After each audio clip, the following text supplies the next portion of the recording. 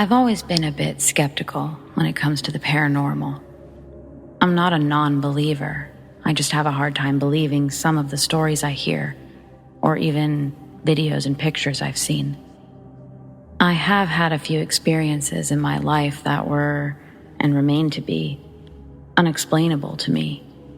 So I'd like to share a few of them with you that happened in the same house I was living in over a few years' time, and get your opinions. When I was a child, my mother had to move us out of an abusive household with her boyfriend. Being poor in rural eastern Kentucky, we didn't have many housing options at the time. So she got some assistance to have us a house built on my family's property through the government. This was a fully new place, so it was hardly one that he would assume would be haunted, like one with history.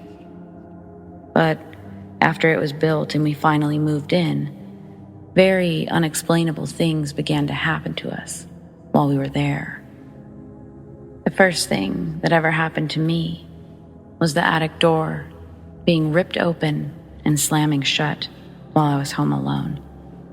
My mother and my older sister were taking my younger brother to the doctor, and my uncle lived next door to us, so she let me stay home by myself.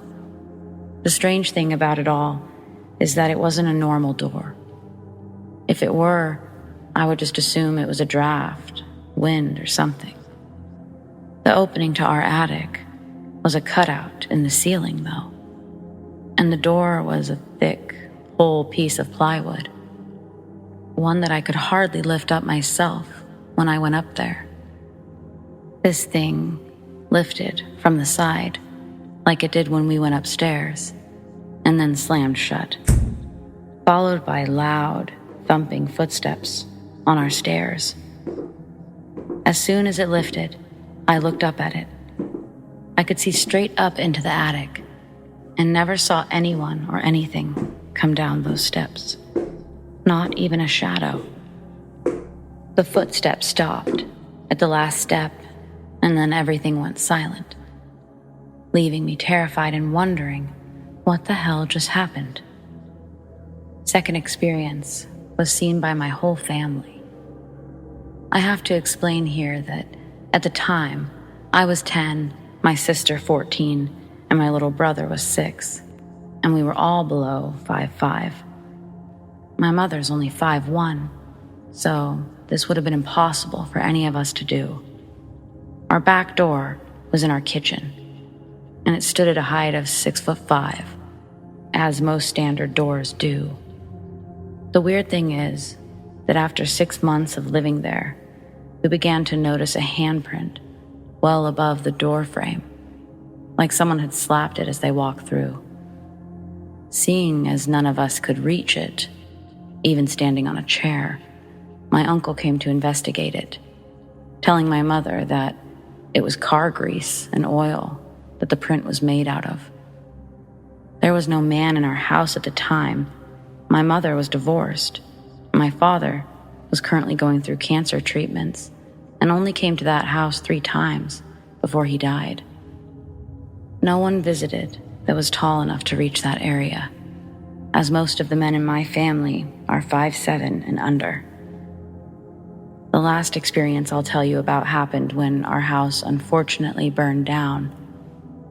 As I said before, we were poor, so the only heat that we had was a kerosene heater, and one that sadly was in bad shape.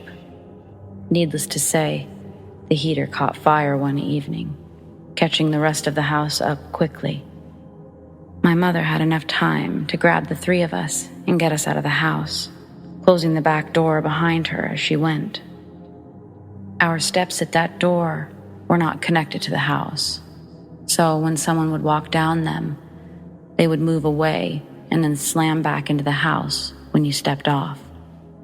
Once we were in the yard, though, the back door slammed open and then slammed shut once more, and the steps moved forward as if somebody was on them, and then slammed back against the house. We never saw anyone leave that house, That door opened to an empty, ablaze room and slammed shut again. Those steps moved, but there wasn't anyone on them.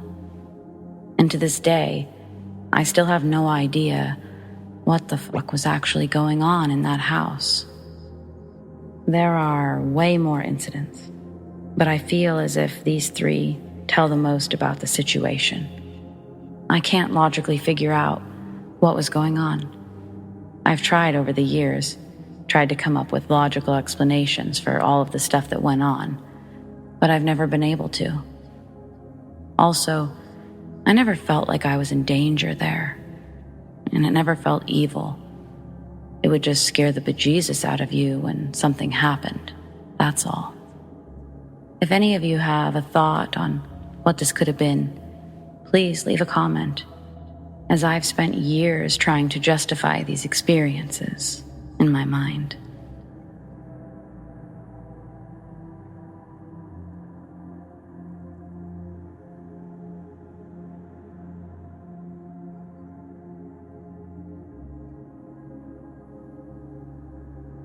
A little backstory on a very haunted house. I live in an old home built in 1917. Been here since 2012, when we moved from a house that was certainly haunted. But anyways, I lived here with my dad and my mom until she tragically passed away in October of 2020. So about a year ago, as if out of the blue, I get a frantic call from my mom telling me of a demon in the house at around 4 a.m. in the morning. And she's saying that she called my dad to come home from work right then and there. He's a firefighter, so he works 24-hour shifts. She told him to come home because she was so frightened. I won't go into too deep of detail on her story because so many events have occurred. But basically, something that took the form of my father was pacing around upstairs and outside her door. It imitated his voice, spoke of killing that bitch, and actually roared at her from outside of her door. Those were her exact words. This is what she recalled to us, but in my mind, I didn't want to believe it and half-heartedly shrugged it off as sleepless paranoia or something. Well, she passed due to suicide in October, but wasn't suicidal to our knowledge. And the day before, she texts my dad something along the lines of, "I'm moving out of the house tomorrow. The house is haunted." The next day, she is dead. In the following months, I moved back in with my dad to the home, since I didn't want him alone in the house where his wife, my mom, just tragically passed away. In the months following, I've had terrifying experiences nearly every night.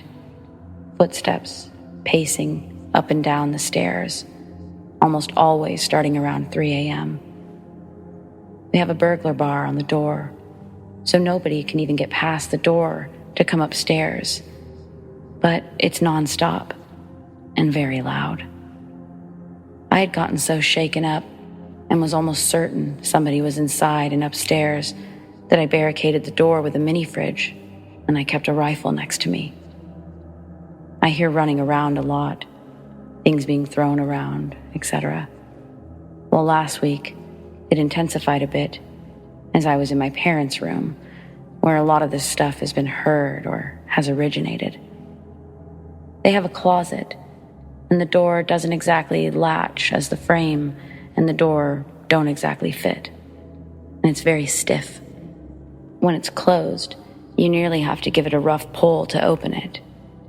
Well, the entirety of the previous night, I was hearing the same walking up and down the stairs, and I was basically sitting up in bed, saying prayers from 3 a.m. onwards. It's now 9:30 a.m., and I'm laying in bed. I have my head under the covers and the TV playing. All of a sudden, I hear a large bang in the room. My heart stopped, and I pulled my head from under the covers, and bam, the closet door is wide open and still moving from the force of it being opened. My mouth dropped, and after 15 seconds of sitting there going, what the fuck, I got the courage to jump up, and I ran outside from shock. Weird event. Well, today I got home around 11 p.m., and nobody was home. My dad had quadruple bypass from a sudden heart attack a week prior, but he was not home at the moment. I go upstairs to his room, and his closet door is wide open. I'm like, hell no, and shut it and pushed it in real tight. I turn my back, not even 3 seconds pass, and boom, it flies open so hard that it nearly shuts from the force of being swung back. I start rebuking any spirits and praying, calling a friend, grabbing my cross, etc. Then I'm downstairs, still shook up about the fact, and laying on the couch, trying to forget about the whole thing, and it's nearing 3 a.m. This is when I hear the loudest, angriest stomps I have ever heard, coming from upstairs. It was extremely loud, like somebody was pissed off and stomping off to start a fight. I jumped off the couch, looked on the porch in case maybe it was my dad coming home or something of the sort. I look, and nothing. There is not a soul. At this point, I know for an absolute fact these stomps occurred upstairs, near where the door had swung open. I instantly started to panic and was shaking badly. I grabbed my most important things like my charger and shoes and literally fled the house as fast as I possibly could. I was shaken so badly that as I backed out of the house, the brakes were pumping due to my leg going out of control. I fell into tears due to how frightening this was. There is a dark and malevolent energy in my home, and I'm scared to be in the house after dark at this point. This just occurred about exactly an hour ago. Just wanted to share a piece of my story for anyone who's interested.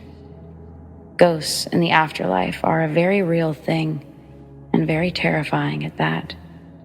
I'm not sure what to do besides sell the house at this point. I feel it's responsible, at least partially, for my mom's sudden suicide. Thanks for listening.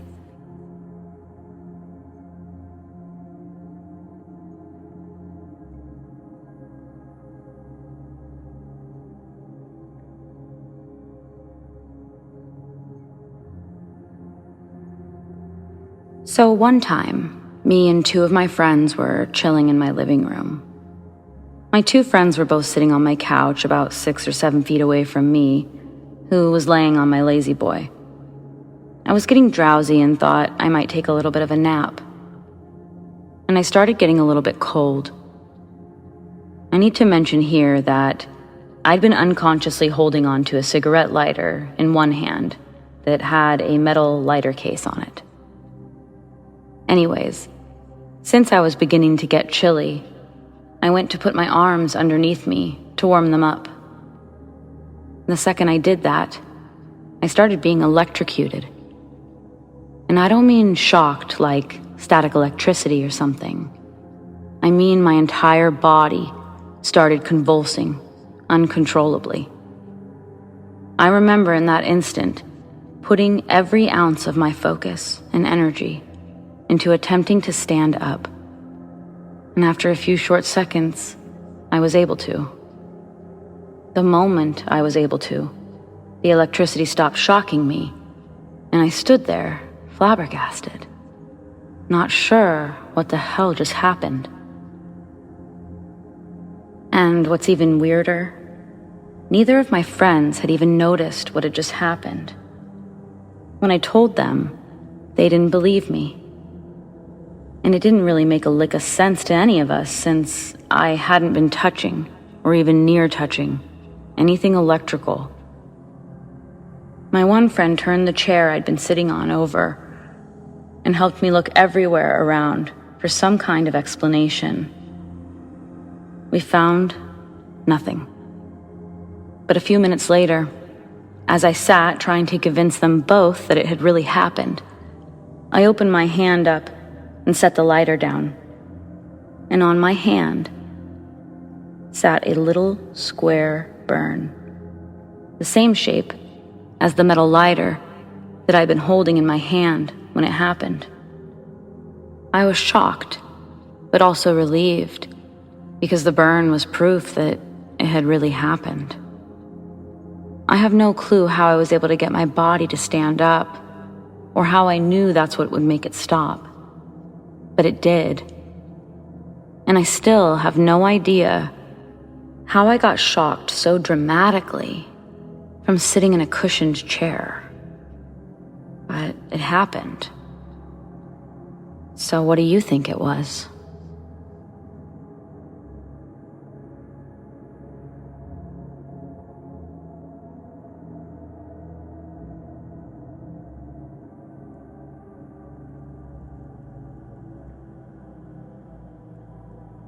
I've been sitting on this story for 4 years.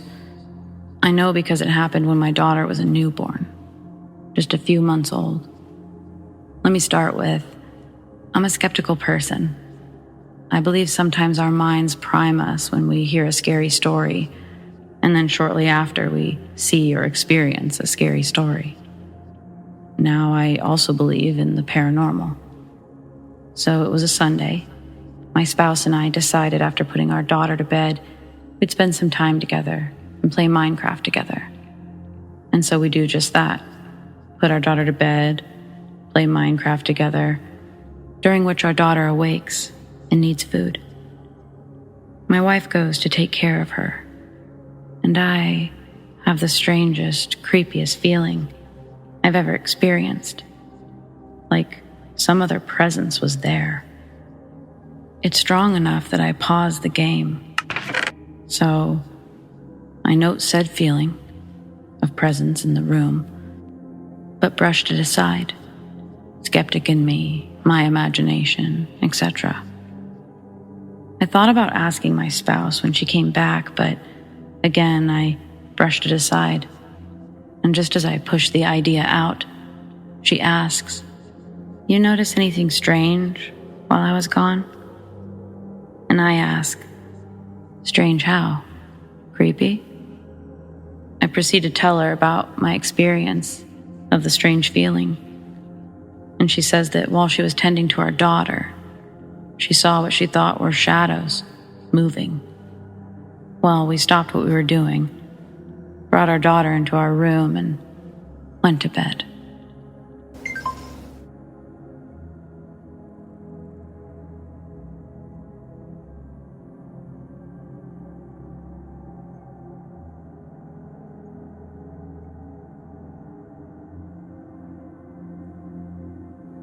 I used to work for the city of Fort Myers from 2003 to 2007. And while working there, the spring before I left, they found an unknown serial killer's playground across the street. The reason the discovery took place this year and not all the other years was due to the land being surveyed. It was just across the street from our building. And before work had started, it was nothing but a dense patch of woods. It was early afternoon, and several of our coworkers had gone out to lunch. So it was just me and a few others in the office when we noticed some police pull up to the survey site. The front desk tells us that the men across the street stopped working about a half an hour ago, and that they must have been the ones to call the police. Then she says, "I wonder if they found a body back there." A couple of us look over at her sort of like, what? Then she talks about how it makes sense that our building was the city building, and if something was wrong that wasn't criminal, we would likely be the ones to handle it, and blah, blah, blah. So we all just stand there and sort of stare out the window, trying to figure it out.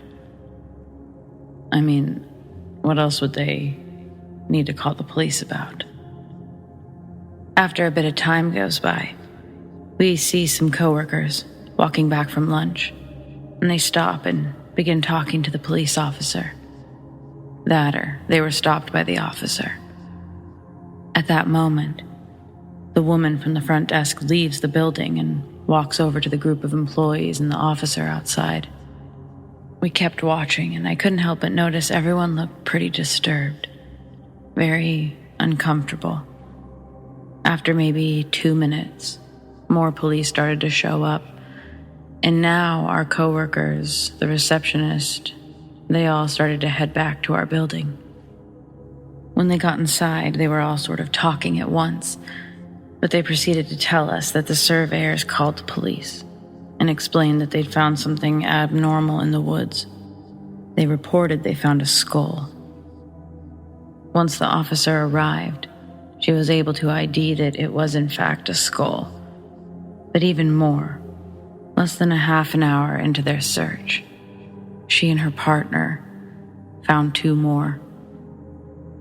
It was probably less than a week after their initial findings that the total number of victims was published. 8 victims were found, all likely killed the same way, all showing trauma in the same place in the back of the skull. All the skeletons were from the mid-90s. When I researched the story last, they had successfully identified 4 or 5 victims. I know there was one arrest years ago, but no charges were ever filed. And the murders, they continue to be unsolved to this day.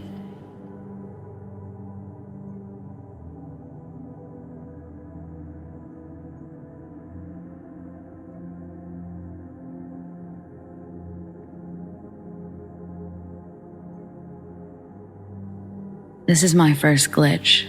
It may not be as exciting or creepy as some of the others I've heard, but I thought it was worth sharing. Yesterday, I was on the bus, listening to music with my headphones, just looking around. I see this woman sitting 3 rows ahead, facing me, and I remember thinking that she looked like this one actress in my country, but then realized it wasn't her, just similar features and hairstyle. She was wearing a green dress with some flowers. After this, I just continued looking through the window and outside, and after 2 or 3 stops, I see the exact same woman outside at the bus stop. She gets on the bus and sits in the exact same spot. She's wearing the same dress, and once again, I notice that she looks like that actress. And I'm like, didn't I just see her on the bus a couple of minutes ago? So yeah, it was kind of weird. But after reading so many posts like this, I guess this is a normal thing to happen. But I was excited to finally have something happen to me.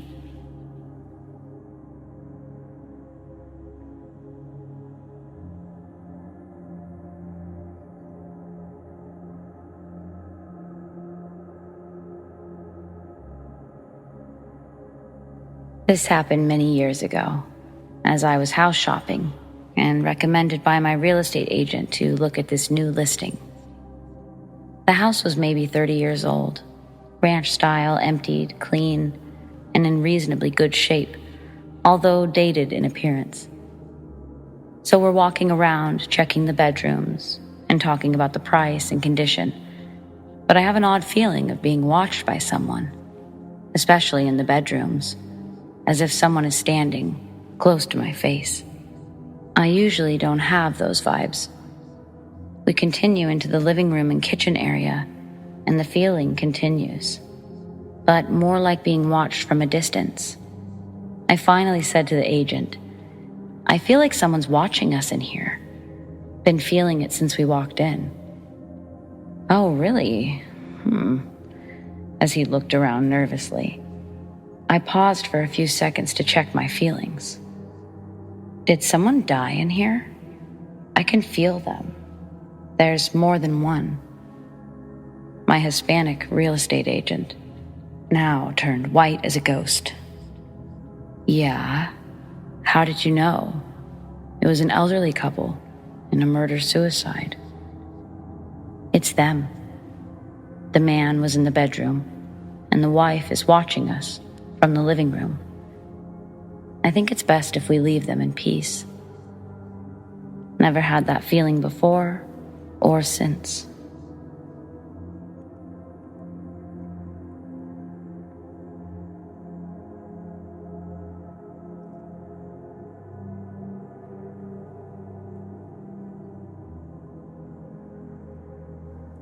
I grew up in a farmhouse that was built in the early 1800s. I lived there with my brother and my parents until I was 10. I was young, so some of my experiences seem very foggy, so I'm going to share the experiences my family encountered. A little backstory on the house. Multiple people had been killed there. A lady was shot behind our garage, and someone fell down our steps and snapped their neck. That's basically all I know about the house. It was located in the middle of nowhere, with the woods behind it, with a very old house and a garage that was visible. Our farmhouse was 2 stories, with a dirt basement that had walls that were still made out of lead. One time, my brother woke up late at night.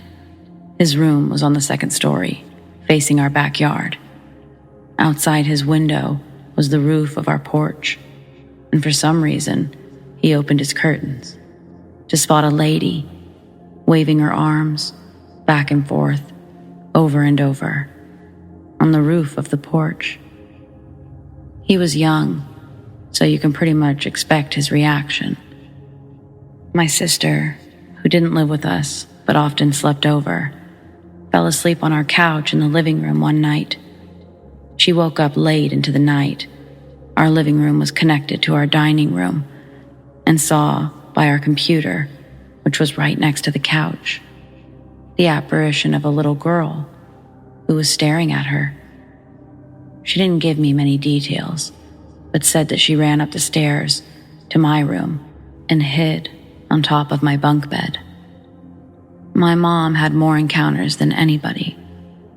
My mom is a very spiritual individual. She feels very connected to the spiritual realm. When we began moving out of the farmhouse, she believed the spirits became angry with her and our family. She woke up one morning where she would switch her position to face the doorway to her room, and she'd seen a dark figure staring straight at her. She claimed this felt as if it was going on for minutes, until out of nowhere, the figure leaped in one swift motion straight to her and suddenly disappeared. The thing about my childhood home is that I never felt alone. I don't know if this was a good thing or a bad thing.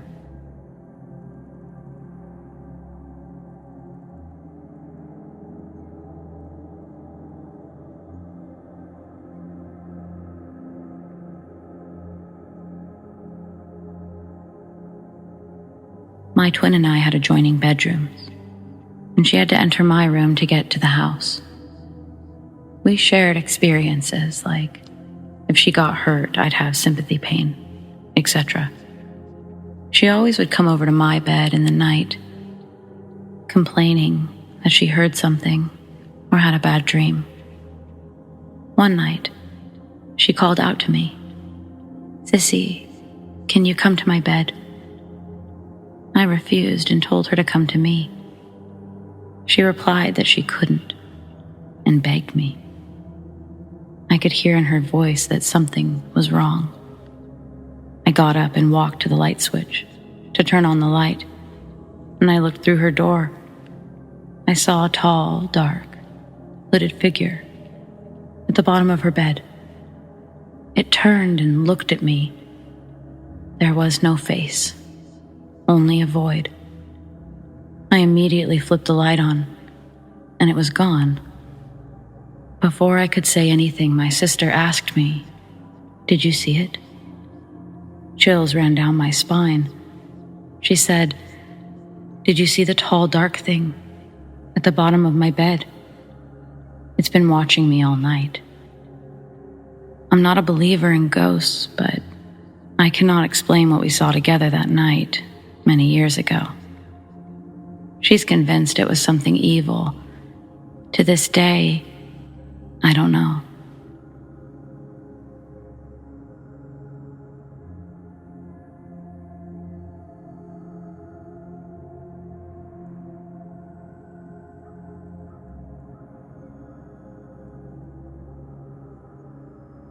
I don't have any recollection of this.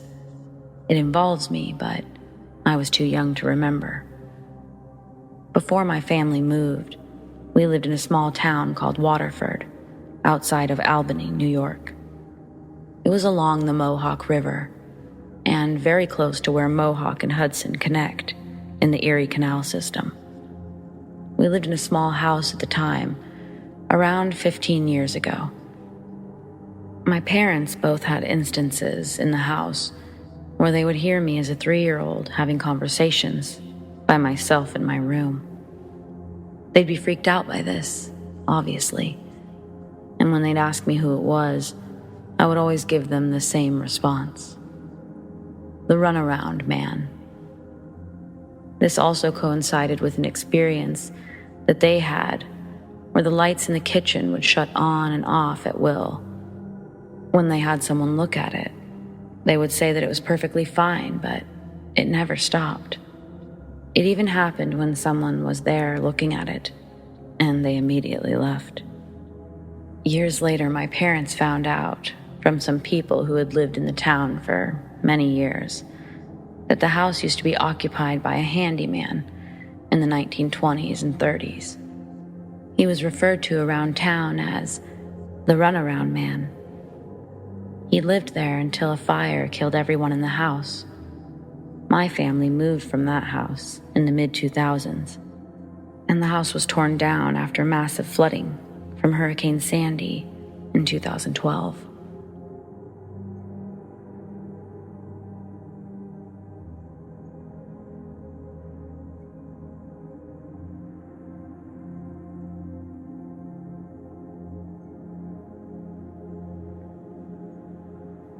When I was younger, elementary school age, I spent a spring and a summer living with my mom's aunt, so my great aunt, while my mom was in and out of the hospital. She owned a farm, my great aunt. It was a bit far from our house in Minneapolis, and though her house was much smaller than ours, she owned the several acres that surrounded it. She had a fully functioning dairy farm with plenty to do. Needless to say, I did a lot of farm work and eventually got really close with her horses and the cows. I should be clear that these paranormal experiences, they weren't terrifying, but they took some getting used to. The creepy part about her house wasn't the woods that surrounded it, or the animals or their predators. It was a doll within my great aunt's home. A doll. A truly ugly porcelain doll. It looked like it had been put through the ringer. I remember the first time I saw it. It wasn't all the times that I'd stayed there before. It was the first night I'd been there to stay for that very long season. My great aunt had this small nook off the side of the kitchen, almost like a garage, but there was no door separating it from the kitchen, just an open doorway. Before I'd come to stay, I think this area was just filled with stuff. Now, it was more organized stuff, with a cot, and a shelf holding what were my great aunt's idea of toys. The first thing I saw was the doll. It sort of ruined the experience of her showing me all the other toys. I was listening as she walked through each toy, a deck of cards, a teddy bear, box of stickers. But when she got to the ugly doll, I was engrossed with everything. Its hair.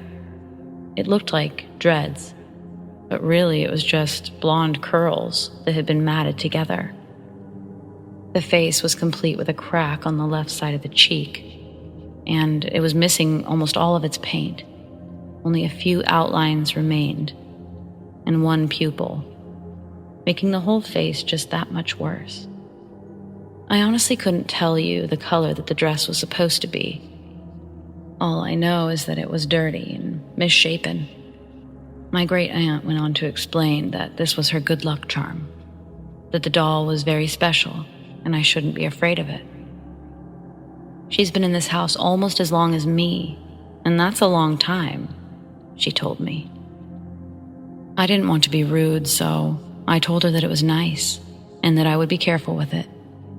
Then I grabbed a box of stickers before leaving the room. That night, the first night staying in my nook, I was woken up to the sound of something hitting the floor. Immediately, I moved my gaze towards the shelf of toys. Ugly Doll is sitting there, but I have to ask myself, was she looking over here before? Okay, so maybe you could call this a case of first night away from home jitters, but she or it had a habit of moving around. Each day I would come in from doing small chores with the horses and cows. I would notice that the doll was turned toward the window, ever so slightly. I would mention this to my aunt. She would laugh and say things like, "Well, she's just keeping an eye on things. They are anyway." I had decided to test my theory. I sat the doll up straight, and I faced her all the way to the right, away from the window. And then I met my aunt outside to exercise the horses. When we got back inside, Ugly Doll was facing the window. I started to get familiar with the doll, and after several weeks, I didn't feel bothered by it anymore. Basically, I liked the doll. The doll would keep moving, and I would take note but brush it off as, oh, she must have been keeping an eye on me as I slept. And it made me feel safe. Then I started having these dreams. Dreams where I couldn't move, I guess like sleep paralysis, but there was no large shadow beings or men in hats, and I wasn't seeing anything. I just heard things. I heard people walking around the house, talking, voices I didn't recognize. And it was like they were too far away to hear exactly what they were saying. A man and a woman. Except maybe I did recognize the lady's voice a bit. I would think that to myself when this happened. Each time I'd get to that thought, I was engulfed with a strong white light, followed by waking up, with full control of my body and the room, the lighting on the ceiling. It would look just as it had a few moments ago in my dream. Only now there was no sound. At first, I would even get up out of the cot and go to the kitchen area and the rest of the house, looking for someone or someones to be there. Every time, there was no one. Even my great aunt would usually be outside by the time I got up. This is how I finally decided that these must be dreams, since no real people ever seemed to be there. The more this happened, the more I listened. It sounded like a couple. Two people who loved each other. Lots of laughing, exchanging stories of their day. I recall one of the last times I had a dream like that. It ended with me hearing someone call from the other room. They were calling out a name. "Lydia, time for school." It was a lady's voice, and the name that she was calling out was my great aunt's name, Lydia. Then I woke up. It was as usual, the same morning lightness in the room. I remember we went to visit my mom for a few hours every other weekend. During one of our last visits, shortly before she was released, I was telling her about the doll, asking if she ever played with it when she was my age. My mom had this look on her face like, oh my God. But not angry, just disbelief, saying that she couldn't believe that my aunt still had that thing, how old it was, and so on. And then she told me, yes, she had remembered and played with the doll. While she said this, she was still sort of giving my great aunt a look. Then my great aunt said to her something like, "Don't worry, I haven't shared any of my stories with her yet. Besides, she's not afraid of it, are you?" I answered back that I wasn't afraid at all, that I loved the doll. Instantly, I was curious, though. What had she meant, her stories? But since I didn't think my mom would let my aunt tell me there, I waited until we were driving home to the farm, asking if she would please tell me some of her stories. I told her that even though the doll was ugly, I wasn't frightened of it at all. After laughing and telling me that she's not ugly, she's just old, she said only if I promised not to get scared would she tell me the story of her doll. I promised. My great-grandpa remarried my great-aunt's mom, and they raised my great-aunt in the house farm that she'd taken over. So anyways, my great-aunt's parents bought her the doll on her 5th birthday. It was her favorite doll, and she took it everywhere for years. Eventually, she wouldn't take it places, and she just left it at home on her shelf. The same shelf that it sat on today in the nook.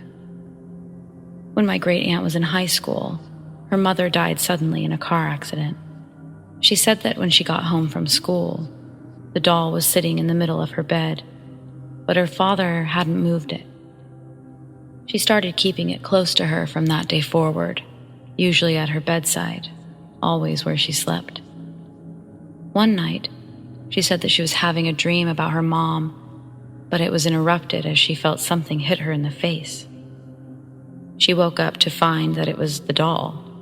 It had fallen on her face somehow from her side table. What she really noticed, though, was a barn fire that looked to have just started. Panicked, she woke up her father, and together they managed to get the animals out and get the fire under control. Something had chewed through the wires near the main circuit breaker, which was a small barn next to the large barn and stables with the horses. She swears this was her mother and attributed it to the doll, knowing had it not smacked her in the face, she probably would have kept on dreaming, leaving her and her father with a horrible discovery in the morning. From that moment forward, she knew that what she'd been feeling and experiencing was her mother's presence, and that somehow her or her spirit was connected to that doll. She started noticing the doll moving almost immediately, and like me, wasn't scared by it, though her good luck charm, because it was her mother, but also because she truly felt protected, and that she always had someone to talk to, that her mother was still looking out for her even when she was gone. I had asked, what about great-grandpa? Where did he go? She smiled and said, "They are together, silly. Can't you hear them both? I hear them all the time." "Like in your dreams?" I asked. She didn't answer right away. I don't know if they're dreams. They're more like living memories. Does that make sense? For some reason, it really did. What I'd been experiencing didn't feel exactly like a dream. So somehow I guess I was tapping into those memories. Whether it was the doll, the house, or something else, it was something. The house, the doll, they were special. My uncle on my dad's side owns the property now, and every time I travel back home, I go to visit. And I always make sure the doll is properly displayed. He doesn't move anything around in that room. As he puts it, things start getting funny around there when he does. The last time I went out there was about a year ago, before the pandemic, and he asked if I wanted to just take the darn thing home, which naturally I declined. I just knew it wasn't right to move all of them away from that house. The doll had always belonged there, and so we'll keep it that way.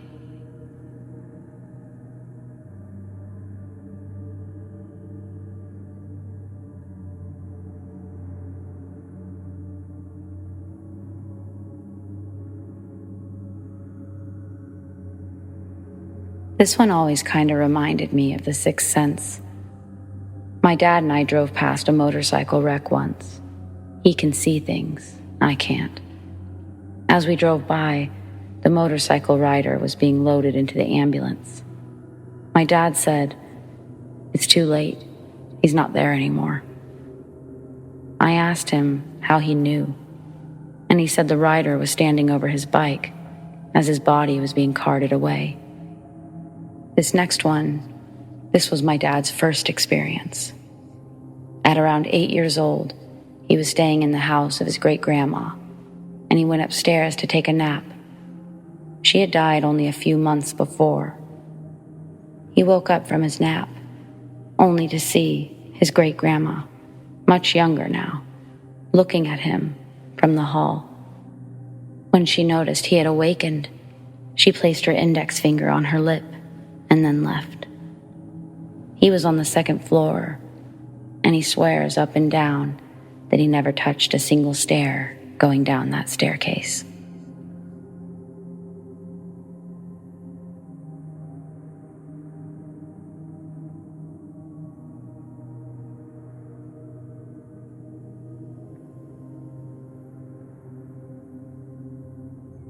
Around a decade ago, I experienced what can only be called an inner body hallucination. It started with a numb feeling in my ankle that slowly spread up my leg over time. But when the feeling got to my knee, things got very weird. It felt like there was a direct link between my ankle and my neck, to the point where if one moved, the other moved automatically, at the exact same time, the exact same amount. It was not possible for me to stop one from moving when I moved the other. And they would move at a precision that would take someone a very long time to be able to fake these involuntary movements. Obviously, this started freaking me out, hardcore. And luckily, I'd already been taken to the hospital, where I was in the waiting room, while this was happening to me. The feeling kept crawling up my body, now affecting both of my legs. Eventually, it reached my rib cage, and that's when things truly started to get freaky. It felt like the bones in my rib cage were slowly starting to come loose and float around in my stomach in a clockwise manner that exactly matched the rhythm of my breathing. Now, by this time, I was completely hysterical, as it truly felt like my bones were coming loose, and I was convinced I was dying. This went on for over 30 minutes, me hysterical, feeling incapacitated. The doctors and nurses had managed to move me to X-ray, where they took an X-ray of my chest and showed it to me, explaining that I was fine. It was then that I finally began to understand that nothing was happening to me and that it was all in my head. The doctors at the hospital obviously assumed that I was on some sort of hallucinogen, so I was tested for every drug they could think of. But I came back completely clean, which I knew I would. They were completely mystified as to what could have caused it, as I'd never had anything remotely similar happen in the past. The scariest part was that it felt so real. It felt no different than any other physical sensation in my body. And it dawned on me, I would not be able to trust my physical senses. There was no difference between the hallucinated physical sensations and any other sensations I had or have ever felt. Over 10 years later now, and I still do not know what causes it. From time to time, if I think about it too much, I will have ripples of the effects occur.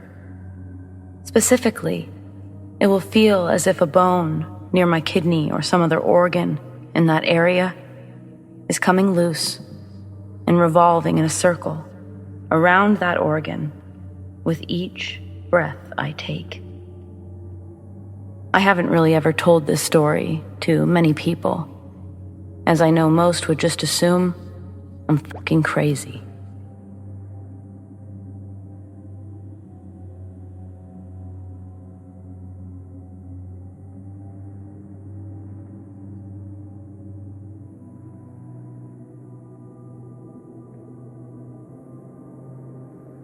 So this happened about 8 years ago, when I was 16. I've always believed in the paranormal, but this was definitely my most real and frightening experience. I was living with my dad, and one of his jobs at the time was a janitor at a daycare, so I would help him out sometimes. I should also preface with saying that at the time, my dad did not believe in the paranormal at all, and he'd spent his whole adult life literally working in the death industry. He'd owned a cremation business, worked at multiple funeral homes, done body removal, and been an assistant to autopsies. He had just started doing janitor work after he sold the cremation business at the time, and again, did not at all believe ghosts were real. Anyways, one evening at around 7 or 8, we went to the daycare. It was summertime in Canada, so it was still sunny and bright out. We get out to the daycare, and once unlocking the door and turning off the alarm, we both hear a very loud and very clear child's laughter from the room right beside the front door. We both stop and just stare at each other for about 30 seconds. Then, my dad starts walking around the daycare saying, "Hello? Hello?" and checking every room. When he doesn't find anyone, he comes back, and we're both in total disbelief. We couldn't believe what we heard. The laugh was so loud and human-like. It was too real. So we cleaned the daycare, myself absolutely terrified. And my dad became a believer that day. He set up cameras when he was cleaning for weeks after that. He never caught anything, but it was still pretty wild. We checked for toys that made noise and couldn't rationally explain it in any way. The doors were locked, lights off, and alarm on when we entered.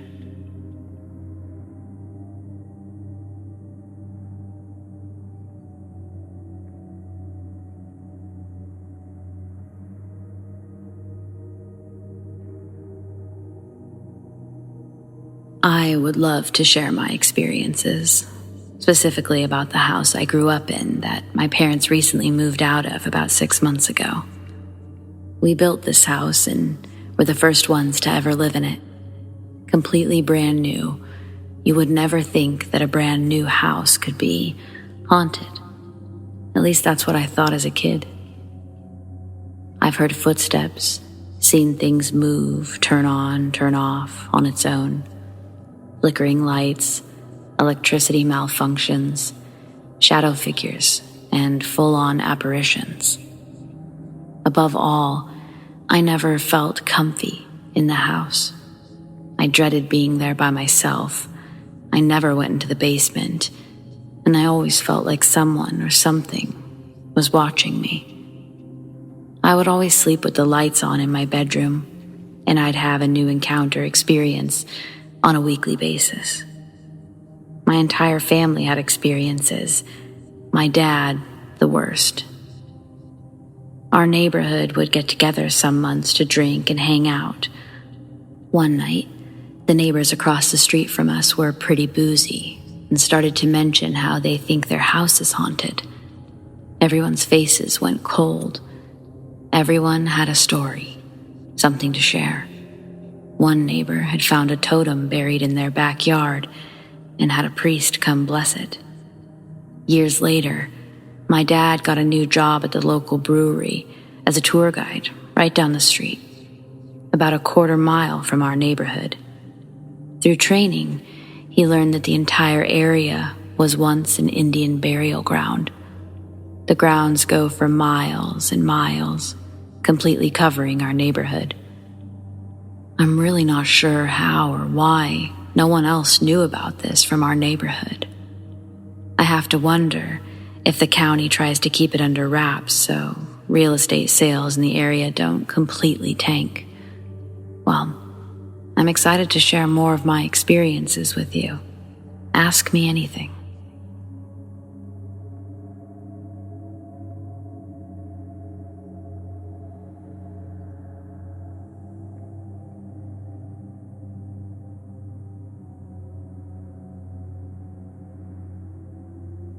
About 13 years ago, I lived in a really cool loft-style apartment in West LA. I'd just gotten a great job and was feeling pretty awesome about where I was in life. Sure, back then it was slightly easier to afford a place like this on your own in the area, but it was still quite an accomplishment for a 23-year-old me. The place had its initial small issues, but I was completely enamored by the fact that it was mine, and where it was location-wise, it was picture perfect. I couldn't see the beach, but I could smell it. Probably 2 weeks into living there, I started hearing noises above me in the loft. As you can imagine, it was slightly troubling since there was no attic. It was essentially the loft and then the roof. Critters. What kind of animals could mimic such a specific sound? The sound of actual steps on creaking wood. Still enamored, I let these noises slide for several weeks and just tried to make the place my own. Then something happened, and I couldn't let it slide. The apartment was a good 4 stories above ground. That's part of what gave it its charm. I wouldn't have to worry about people being able to just walk up to my window. Yes, I'd lived somewhere where that was possible and had happened. I don't even know how long I'd been living there. A few months for sure, but not quite 6 months because I know my lease wasn't up. It was my weekend off, so I was up at some crazy hour, still cooking up snacks and watching TV. I get my popcorn in a bowl, and as I turn off the kitchen light, I catch what I think is the reflection of a woman in the corner of my large front window. I sort of pause and turn the light back on. Still there. As the face slowly starts to fade away, I just stand there. This happens not once, but 3 times. Each time I try to debunk it before it fades, but I don't get the chance. I figure it has to be coming from somewhere else because 3 times in one night is unreal. I choose to forget about it after it doesn't show up again. But as I'm trying to fall asleep that night, I hear the same sounds above me that I've heard for months, but it hits me different this time. It feels like somehow the steps are closer to me. Something urges me to look out my window. I both don't want to and want to at the same time. So I look, horrified. I see the same face, but this time it's in the top right corner, upside down, as though it's peeking down from the roof. I felt a sort of nauseating wave of anxiety. It washed over me. My skin felt hot. I couldn't bring myself to look away. A woman's pale face, almost bloated like she'd been submerged in water. And then the face slowly moves out of frame. It doesn't fade quite like the last time. I didn't sleep that night. I kept looking at the window, but she never appeared again. I would have dreams about her, though. The same pale, bloated face. She was soaking wet, and she never said a word. I just felt this overwhelming feeling that she was real. After that night, everything was really getting to me, and I knew I had to get out of there. I wasn't sleeping. The noises were getting louder. At least they felt that way. And it also felt like I wasn't alone. I hated the feeling. If this thing needed help, I guess I just wasn't the person for the job, because I broke my lease. It took some pleading and negotiating with my landlord, but in the end, it worked out. I got myself a much less haunted place. It wasn't as nice, but at least I was actually alone.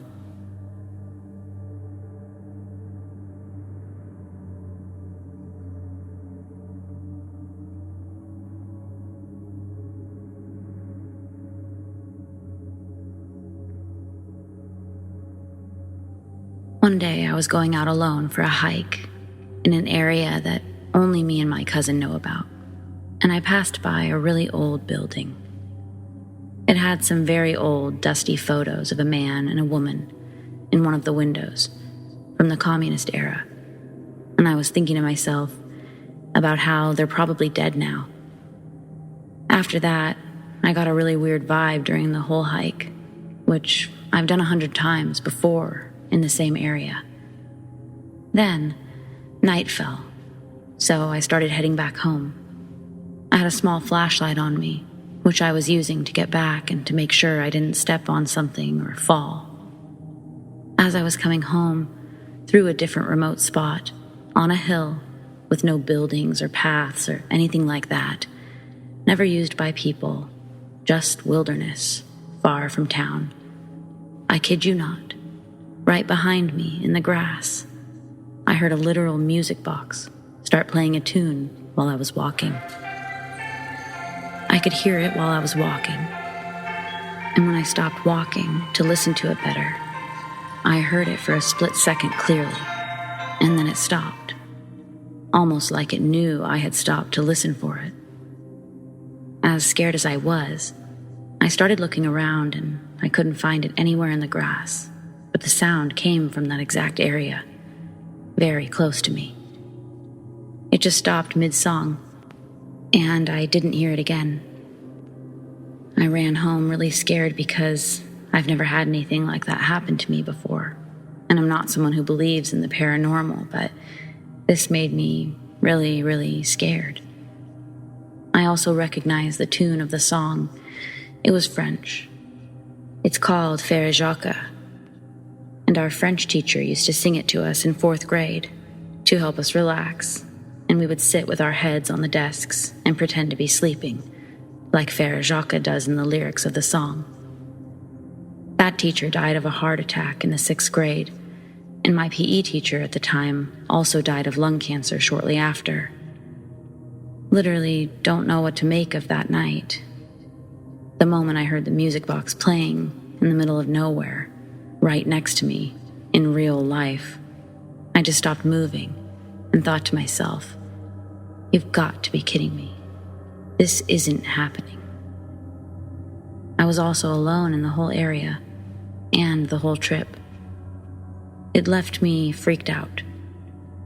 I never heard it again during other hikes, and none of my friends or cousins or anyone commented anything about it. I don't think it was set up.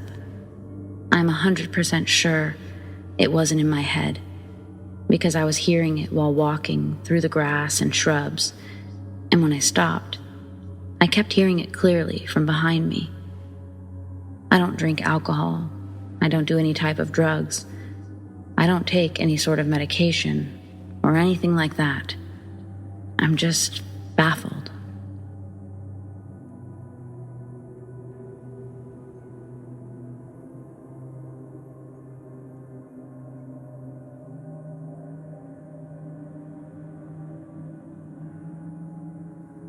I don't know how people feel about haunted objects, like if they believe in it or not, but my story involves something of the like. My grandpa was sort of mean. There's grumpy and then there's mean. Most family members were afraid of him, or at least catered to his mood. He really set the tone of the room, if you catch my drift. Just before he died, I was about 14 at the time, he told me that I was the only one with sense in the family, Not true, but I indulged. He told me never to listen to a thing that my Uncle Eric says because he's a dumbass and a real pansy. Also, that I should make sure my mom gets some friends, that I should be nice to her because she's going to be lonely when my father eventually leaves her. None of this was true, of course. I mean, I guess my dad could still leave my mom, but I really don't see it. Anyway, he tells me that I'll be all right if I just remember those things, that everything will be all right. Then he gives me his pocket watch. I was a bit taken aback by the gesture. He'd never given me so much as a birthday card, and he held this watch every day. Days later, he passed away. For 2 years following his death, these are the things that happened with that watch or with that watch in the room. The first was the day he died. I can't remember why, but my dad had my grandpa's watch with him. When he came home, my mom gave him the news that Grandpa had passed. While sitting at the table, my dad lets out a short but loud, "Ow!" and reaches for his chest. He pulls the watch out of his pocket and says that it just shocked him or something. He sets it on the table, and right as he removes his hand, the watch pops open, revealing the clock portion. We all sort of react differently. My dad jumps a bit and then seems kind of pissed off. My mom is telling him to be careful, even though he clearly set it down gently. And me asking, "Is it broken? Why does it say 3:30? The time read 3:30, even though the actual time was past 5 p.m. My grandpa's birthday was March 30th. Coincidence? Maybe. But things like this would continue to happen. One morning, my mom had left the iron on, to which I didn't know. I didn't have school that day, so it must have been summertime. I was just hanging out in my room, reading, when I thought I heard something fall. It sounded loud or heavy, but there was no shattering sound. 2 seconds later, my cat comes running in my room like a psycho and then back out. I decided that she's knocked something over, as cats always do, especially mine. I decided not to waste the energy of investigating, and instead, I went back to reading my book. Shortly after making my choice, I hear the sound of the pocket watch clicking open. I turn to look over at it, and it's open, swinging slightly. Then the word, "Go," fills my ears. The voice is my grandpa's. I sort of jolt up, and though I know I won't see anything, I'm looking around the room, half expecting to see my grandpa. I considered walking over to the pocket watch, but the only way I can explain what happened next is that I felt willed to walk away, to walk out of my room. And so I did, until I reached the living room, where I saw that the iron was knocked over, laying on the ground, half against the carpet and half against the wood coffee table, with magazines under it. It smells slightly like burning, so I run over and I note that the iron is on, and it's already started to burn its surroundings. I just stood there with the iron in my hand, and I said, "Thanks, Grandpa," as I unplugged the damn thing. One of the last times I remember anything happening like that was when I was 16. My parents were arguing one night. Nothing serious, but I could hear them from my room, and I was half listening to what it could be about. Money, big surprise. I suddenly heard the familiar clicking sound of the pocket watch opening. I look over to where it's hanging, and sure enough, it's open. As I get up to go look at it, I hear my mom yelp. What the fuck? That's unusual, I think. So I open the door and I head down the hallway. My parents are standing in the home office, just looking at each other. "What happened?" I asked while looking at my mom. But it was my dad who answered. "We just heard your grandpa." While arguing, they both heard my grandpa's voice consume the room, saying, Shut up already. To which they both listened, apparently. I basically started carrying it around with me wherever I went. I still do, actually. Has its own compartment in my purse. Could be superstition, but I really think somehow it's good luck or offers me protection. And I definitely feel my grandpa is connected to it, somehow.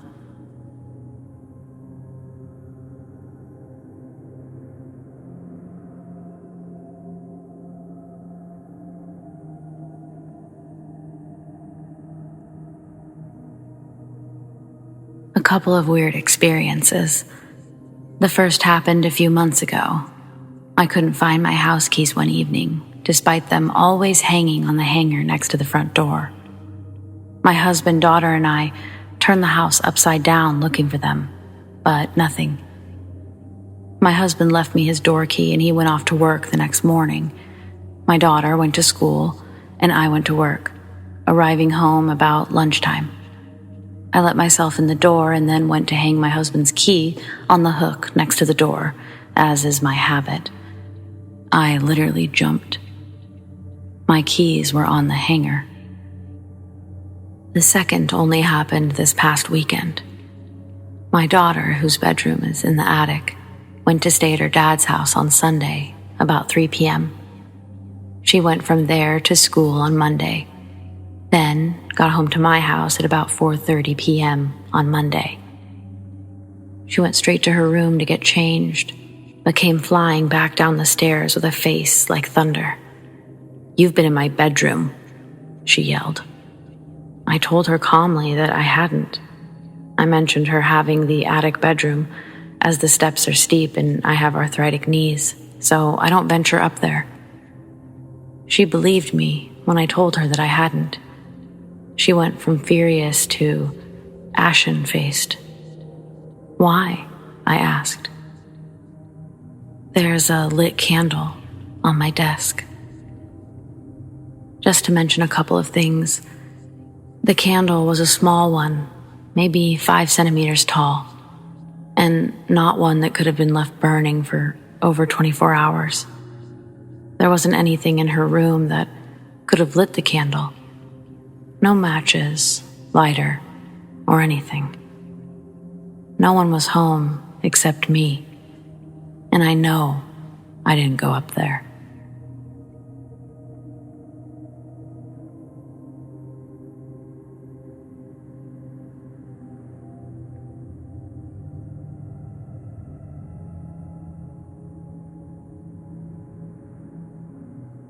My grandma died of emphysema when I was 3.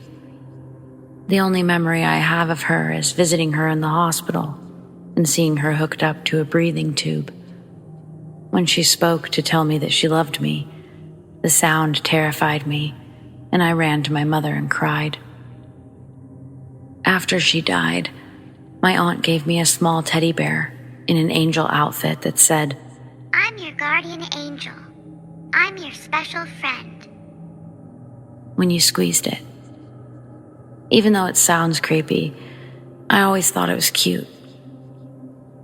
Anyway, years later, when I was a teenager, I had a dream about her, which had never really happened before since I didn't really know her. I woke up to get ready for school, and as I was walking to my closet, I kept thinking about the dream. The left side of the closet had my clothes hanging, and the right side was filled with old boxes of stuff like holiday decorations and other random stuff. As soon as I open the door to the closet, I hear, "I'm your guardian angel. I'm your special friend." I froze. I didn't even know the bear was in the boxes. I'd honestly forgotten about it. No one had touched those boxes for months. I would have expected the batteries to be dead because at that point, it was like a 10-year-old bear. There was no possible way for the bear to be squeezed by anything hard enough to make the sound. That was the first and last time I ever heard it while it was in the box. Right after I saw her in my dream. Initially, I was creeped out.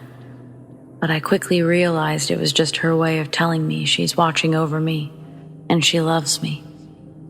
I think about it sometimes and tear up. It's the only unexplained thing that's ever happened to me, and I'm glad it was a positive one.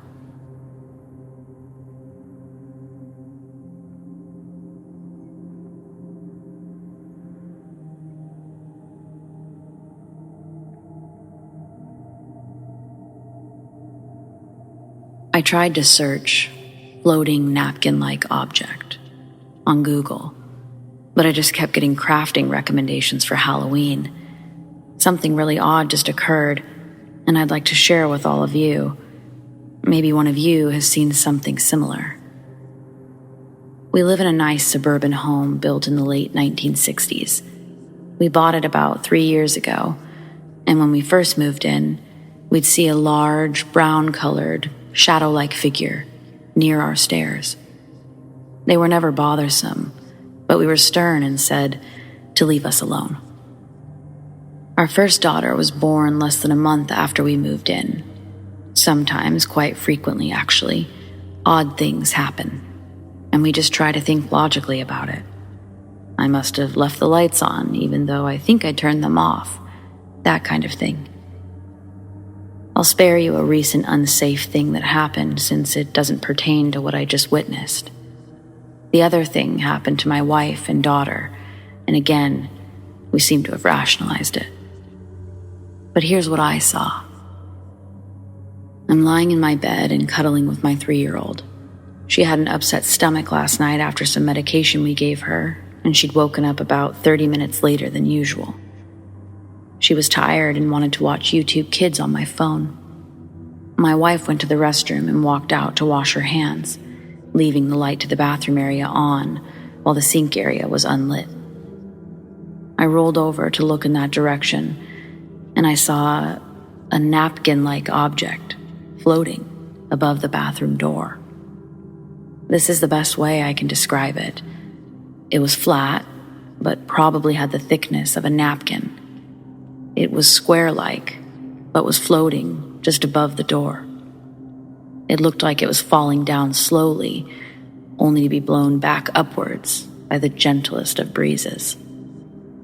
My glasses were on. I could see it plain as day. It was probably white, though that's also the color of the wall. It had a shadowish effect on the wall that it was near. I called out to my wife and said, "What the hell is that?" She came around the corner and turned off the light in the bathroom. I told her to turn the light back on, and it was gone. We've spent the last 30 minutes trying to recreate the situation with lights and activities and positioning. Nothing. I want to think logically about this before saying it was paranormal. For those who have seen the paranormal before, does anything of this shape, texture, movement, or anything else sound familiar?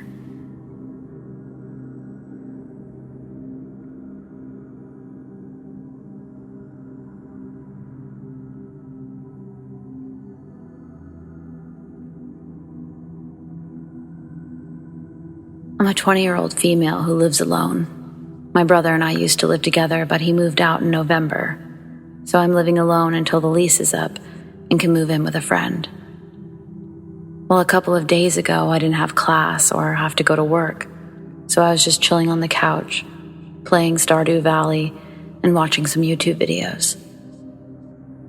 The walls and floors of my apartment are pretty thin, and around noon that day, I hear someone knocking on the apartment door that's below mine. I didn't think much of it yet. Then, about a couple minutes later, someone was knocking pretty loudly on my door. I wasn't expecting company, so I looked through the peephole, and there was a man in a hoodie looking right at the peephole.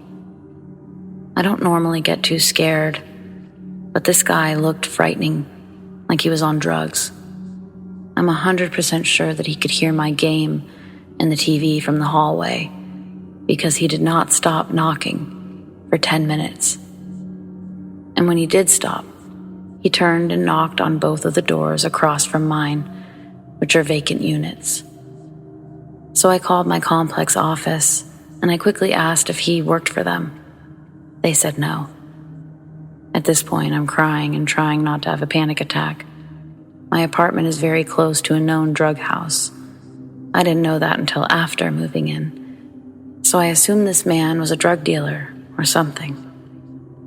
Then the guy is knocking on my door again, and I'm starting to think that he won't leave and he'll try to break in. So I called the cops.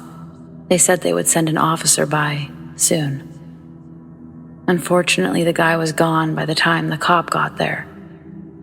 So the cops just patrolled the parking lot every so often throughout the day. I was so freaked out and I felt so uncomfortable in my apartment that I went to work, and I worked on my day off, just so that I could be away from there for a few hours.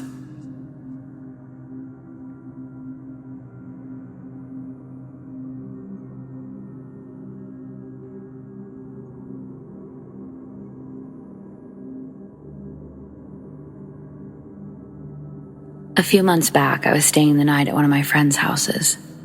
He lives on the far edge of a town in Utah. He still had neighbors around, but there was a lot of forest around, and it was next to a canyon. I don't know if scenery helps the story, but I'll try to list every detail of my encounter. I was staying the night, and my girlfriend also came over to hang out for a while. We hang out, and everything is fine and fun and great. 1 a.m. rolls around, and I had to work at 6 a.m. in another town, 30 minutes away. So I said, hey, maybe you should leave so I can get some sleep before work. And at that time, my friend went to sleep, so it was just me and her. As we're walking to her car, I started feeling uneasy, like I could hear something. We get to the driver's side of her car, and I give her a hug goodbye. As I'm hugging my girlfriend, I look behind her, and I'm struck with shock and fear as I see a creature, maybe 8 or 9 feet tall. It was standing next to a cherry tree on the side of my friend's driveway. It was bipedal, and it was very skinny. The moon was out, so I could see this creature clearly, but not so much color. The legs were bent backwards, like deer legs or like the back legs of a moose. It slouched a lot, and I couldn't see its face as it was in the leaves of the cherry tree, which had to be 10 to 12 feet tall. I remember not being able to talk much, except for saying goodbye to my girlfriend. I don't know why, but I couldn't tell her to look behind her. Before I let go of her, though, I saw the creature move. It took off running towards the tree line. What absolutely baffled my mind was the speed of the creature. It looked impossible, as if it got blurry when it started running. I remember it looking right at me through the leaves, even though I couldn't see its face. The worst thing about the experience was the emotions attached to seeing what I saw. I felt like my confidence and my emotions were attacked.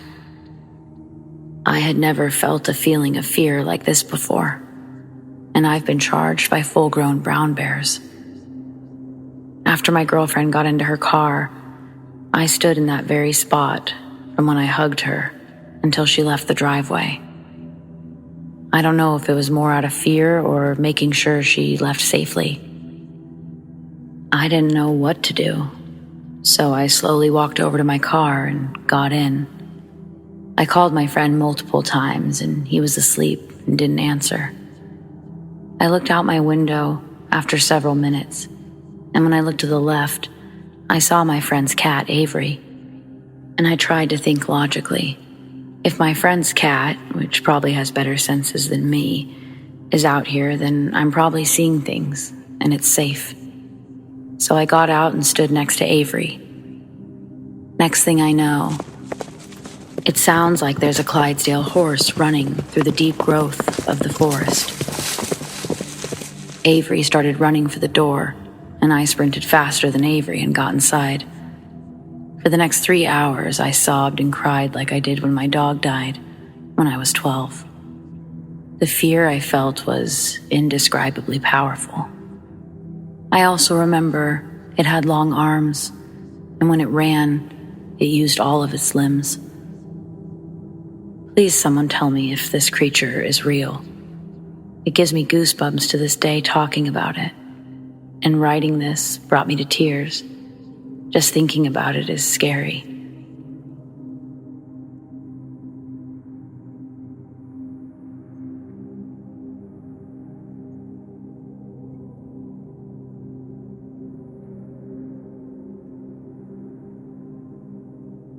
Someone came to say Merry Christmas from the other side. So this is one of many stories I have. I never considered myself psychic or sensitive until a few years ago, when I found out stories like mine weren't common with everyone. So before I can tell the story, I have to give some background. Bear with me. My brother and I have different dads. Unfortunately, his dad passed away a year prior to when this story is set. My mom and his dad did not do well together. He wasn't a bad guy, just troubled and really didn't know how to be a good partner.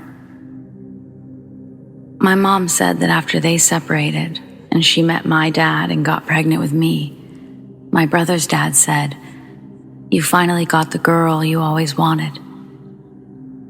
This was something she had told him when they were together, that she always wanted a daughter, but obviously they didn't stay together to have another kid. When I was little, he was always really sweet to me, not in a creepy way, just always interested in asking how I am. My mom said that she felt like he always felt drawn to me, maybe because he regretted the end of his relationship with her, and I in some way made him think of what could have been. Who knows? Okay, so moving on to the story. A few weeks after my brother's dad died, I had a dream that I was in the hallway with him. He told me that he was okay, and he wanted to show me something. He grabbed a door handle, opened the door, and the brightest light came through. But then I woke up. I so wish I could remember what he showed me, or if he showed me anything at all. Okay, now fast forward in time. It was Christmas Eve 2009, a year later. I was upstairs in my bedroom and I heard music playing. We had a room next to mine with all kinds of toys because I had a lot of nieces and nephews that would come over. I assumed the music was coming from there, so I walked into the room to check. It was not coming from that room, and I realized it was coming from the bathroom. The bathroom? Odd, I thought. I went in there and realized the music was from a 3-tiered box, each tier with a drawer where my mom kept jewelry and other keepsakes. As soon as I touched the box, the music abruptly stopped. I was 21 at this time, and in all the years of living with my parents, I'd never heard music come from this box, and she'd had it my entire life. I go downstairs and tell my mom the weirdest thing just happened, and I tell her the story. Her face goes completely white. She looks totally freaked out and her eyes well up with tears. She then tells me that is a jewelry box that her ex-husband, my brother's dad, who died, he gave it to her on their wedding day.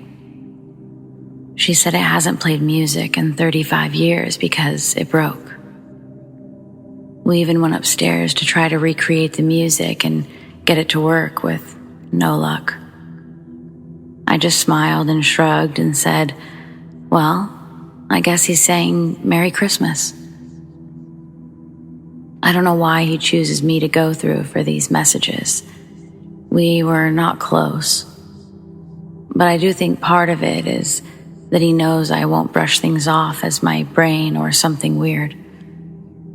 I feel they are from him, and he knows I'll share the message. My brother pretty much hasn't been very receptive to the messages. And I don't want to make him uncomfortable or upset him. Sorry this is so long, but I wanted to share as it's special to me.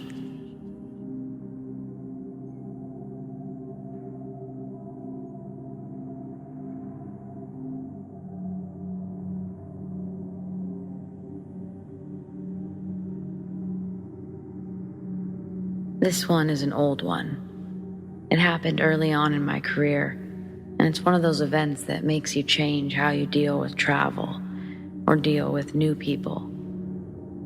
I was going to travel to San Diego for Comic-Con. We had a client that had us build some things for them. I had never been to San Diego or to Comic-Con, though it was a bucket list event.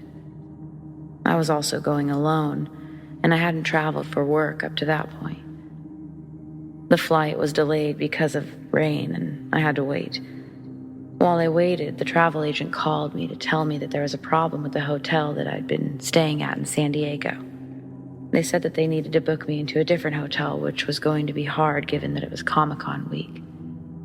They said that they would have it sorted out by the time I landed, and that they would text me the info, so I had it. I finally boarded the flight and we took off. Man, that flight was terrible. The bad weather made for a crazy ride, and I'm not a great flyer when the weather stinks. Needless to say, it didn't start off great from the jump. We landed, and when I turned my phone on, there was a text from the agent, which gave me the name and confirmation code for the new hotel that I'd be staying at. Hotel del Coronado. Anyone that knows the Coronado knows that it's a big deal.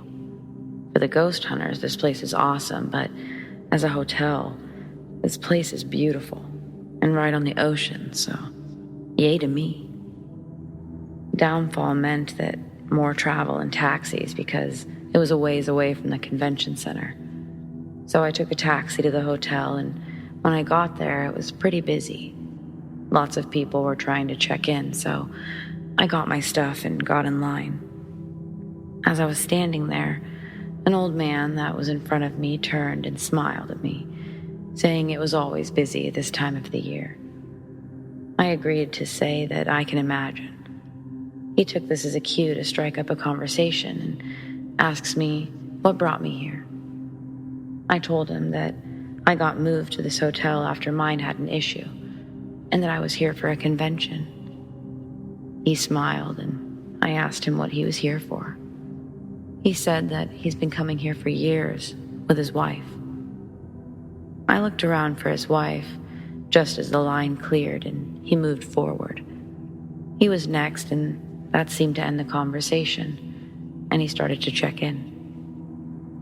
I kept waiting for his wife to walk up, but he finished, turned to me and wished me a good stay. I smiled and said the same to him. I checked in and I went to my room, which turned out to be down the hall from the old man I met in the lobby. The next day, I went to the show, and it was pretty late when I got back. I went down to the bar and saw the old man. I sat down at the bar and asked if I could order food. They said I could, but I needed to sit over at the tables. It became pretty normal to see the old man from that point on, somewhere in the hotel. 2 days later, I came back from the show early enough to go to the outdoor seating area, and I got a nice view of the ocean. As I was getting seated, I noticed the old man across from me, and still no wife. I was beginning to think that she didn't exist. I sat there looking at the menu, but I kept glancing at the old man, and I started to think about the idea of ending up like him. But then I thought, it looks like he was looking for someone. And I thought, well, maybe she was around here somewhere. After a moment, he looked my way and smiled. He then got up and came over, asking if he could sit with me a moment. Not wanting to be rude, I said sure. As he sat down, I asked where the wife was, and he said, I'm sure she's around. He introduced himself as James and asked if I was eating alone. I said yes, and he asked if he could remain sitting with me. We sat and we talked about life and what I did. He said that they had been coming here for a long time, that this was their honeymoon. And all I kept thinking was, where was his wife? I couldn't bring myself to ask him again, but it nagged at me. Then, after about an hour, he glanced over toward the water and said that it was time to go, with a smile. I said okay and thanked him for the company, and he walked back toward the hotel. I finished my meal and went back to my room. The next day, I went to the show and came back in the afternoon. As I got out of the taxi, I noticed an ambulance in front of the hotel. As I walked in, I had to hang in the lobby as they finished up. I asked a bellboy what happened, and he said that he thinks that someone died. I remember getting a cold chill. Finally, I was able to move enough to get to the elevator. As I entered my floor, I noticed that there was some commotion down the hall towards James's room. As I got closer, I noticed a police officer talking to an employee, and then they pointed towards me. I freaked a little as the officer walked my way. He approached me and told me that he wanted to talk to me and that he had some questions.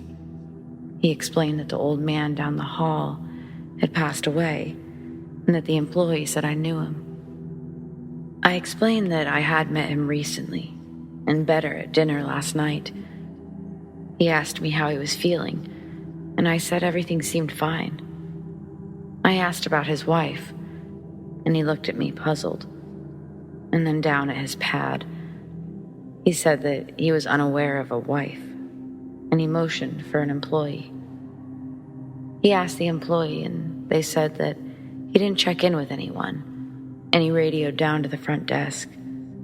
Someone then came up and said that James had a standalone reservation in that room every year for the last 25 years, and that his wife had died 4 years ago, but not there. I was shocked. He didn't talk about her as if she had passed. The officer thanked me, and I asked if he passed peacefully. He said that he had passed in his sleep, and that it was nothing but peaceful. The officer walked away, and I went back into my room. Later, I went to dinner. I couldn't help but look around for him. I know, weird, right? After dinner, I went to one of the bars by the water. I got a drink and I sat looking out at the water.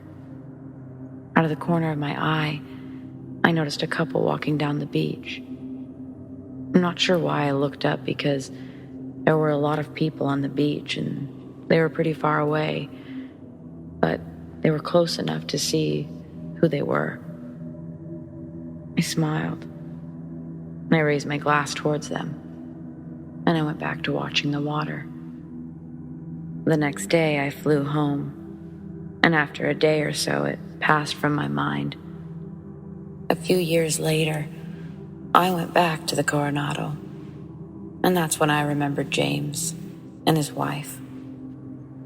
My team and I checked in and later went to dinner. I raised a toast to James and his wife, in which I had to explain the story to the team. I haven't had the opportunity to go back in a long time, but I'm sure that they are still there, walking the beach and enjoying the eternal honeymoon.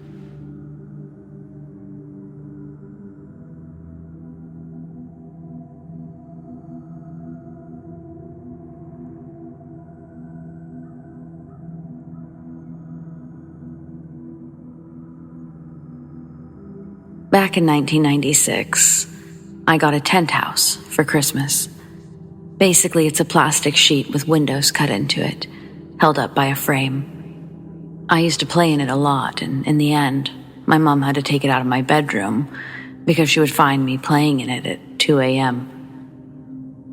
One morning, while my mom was giving me breakfast, I told her about the little boy that lived in the tent house. I told her how we would play at night, and how he would get angry if I tried to sleep. So my mom, being pretty creeped out, took the tent house down, and she put it in the garden, and I never spoke about him again. So basically a child's imagination. A funky tent house is easily explained, right? Well, in 2017, I was house sitting while she was away. In the early hours on a Wednesday morning, I woke up a bit groggy in my old bedroom. I stood in front of the window, looking out to the garden, and for a moment, in the darkness, I'm sure I saw a little boy waving from the garden. I put it down as tiredness or anything else, as I was rather spooked. The following day, I go into the garden to smoke, last night's thoughts still running around in my head.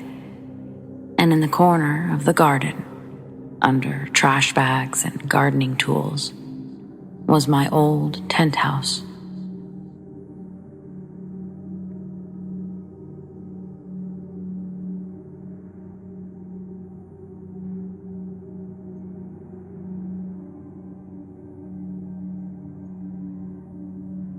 This happened when I was in my 30s. First, a little background. I had an Aunt Mary who moved in with my parents, my brother, and older sister when I was born to help my mom out with us. She was extremely close to me, so she always called me her girl. It made me feel special. Okay, on with the story. So I was dating this guy and we got into an argument right before I left to go to work. I worked nights as security. I had a 2-story apartment with 2 cats. So, like I said, we got into it before I left for work. And I knew he was scared of dead people, ghosts. At this time, my Aunt Mary had passed and I kept her obituary downstairs on my bar. I knew this creeped him out. As I was walking down the stairs, I shouted, "I hope my Aunt Mary comes and bothers you tonight." I thought nothing of it. I just wanted to screw with him since he pissed me off. So the next morning when I got home, he was awake and looking crazy. I asked him why he was up and what was wrong with him. He said he kept hearing noises downstairs all night, and the cats kept going to the top of the stairs, looking down and hissing. I remembered what I said before I left for work, and I just smiled and said, I guess she came to mess with you since you pissed me off. Sweet revenge.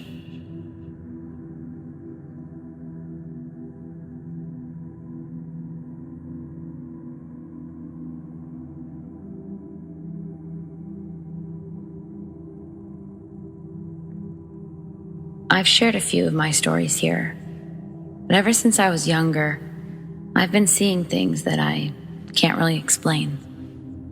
I was 4 years old when I saw what I thought, or felt, was my friend from school.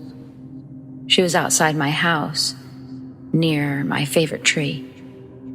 I walked out and I was standing there, trying to get her attention to see why she was here, but I couldn't get anything from her. The crazy thing is, at that time, when I was 4, I was living in a completely different house. I didn't move into that house, but I saw her with my favorite tree, until a year later. When we moved into that house, I was always looking at that tree. I was so confused at how I thought I'd already been at that house, when I didn't even know that it existed at that time. When I started at school, I met this girl who became my friend, my best friend. We were playing in my backyard and she went near that tree, and I saw it. It was her. It was her that I'd seen in my vision. I didn't tell anyone about it, and I still get a little scared talking about it sometimes. That story was based around 2004 to mid-2006. Now, I'm 20. I live in a different house, and I found out that I was a medium about 2 weeks ago. My sister is a green witch, and we didn't know if I was a witch or a medium. But she asked her crystal, and it said, yes, I am a medium. It said I have a best friend who's an angel, and the spirits talk to her about me all the time. I also learned from them that a big thing for new mediums out there is you really want to research it. Trust me, so do I. But remember, you need to learn and teach yourself to let the spirits help you. They will trust you more and you'll get better at it. Whereas if you research about it, they'll tend to shut you out, not trust you if they feel like you're trying to learn things too fast, or if you're simply learning things that aren't true to your experience or theirs. So remember, let the spirits guide you.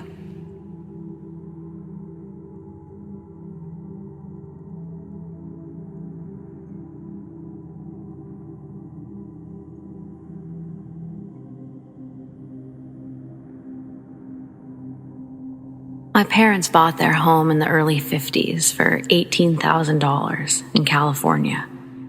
My dad was extremely proud that it came furnished. What a deal. My dad was all about the bargains. His favorite piece was a wall unit made of dark woods that had a grandfather-type clock built in the center.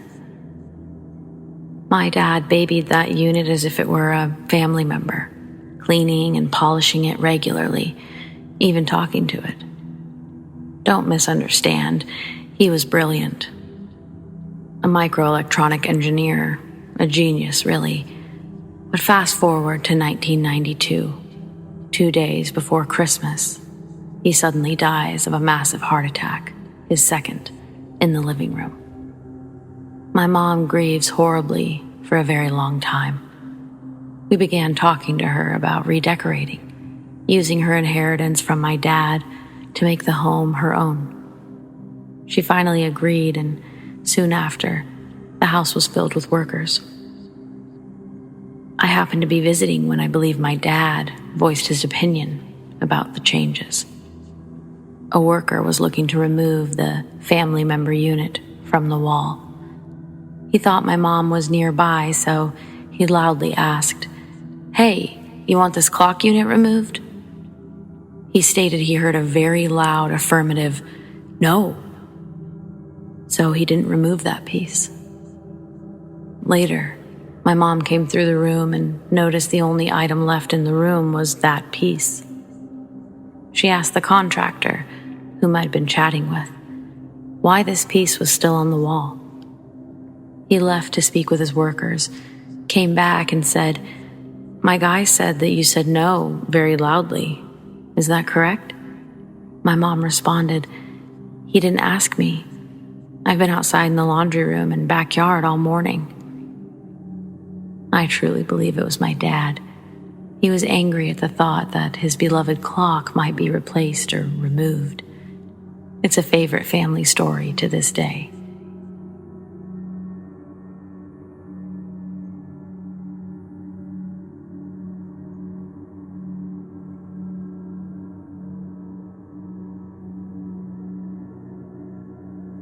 So a few years back, my then 2-year-old daughter and I used to spend a lot of time at my mother's place.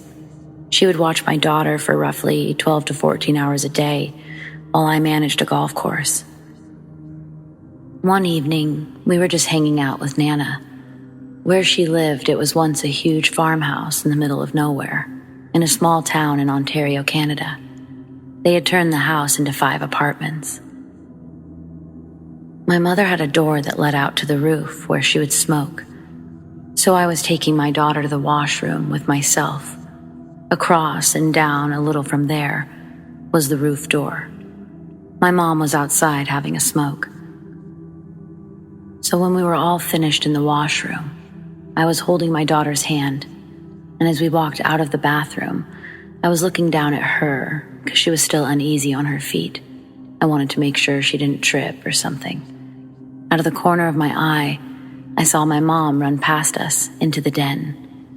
So I said, "Nana's playing hide and seek. Let's go get her." I picked her up and started running after her. As I was coming through the den, I saw my mom turn the corner.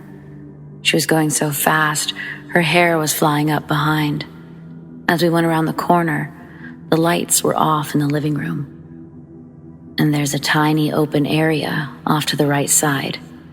So before we went in front of it, with my daughter in my arms, I jumped in front of the closet and yelled, "Boo!" There was nothing there at all. No Mom.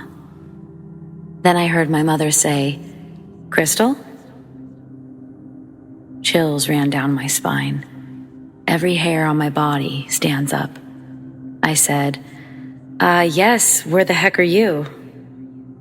I was frozen stiff. Slowly I turned around, went back towards the den, and looked. Here comes my mother, walking back in from the roof after finishing her smoke. Just incredible.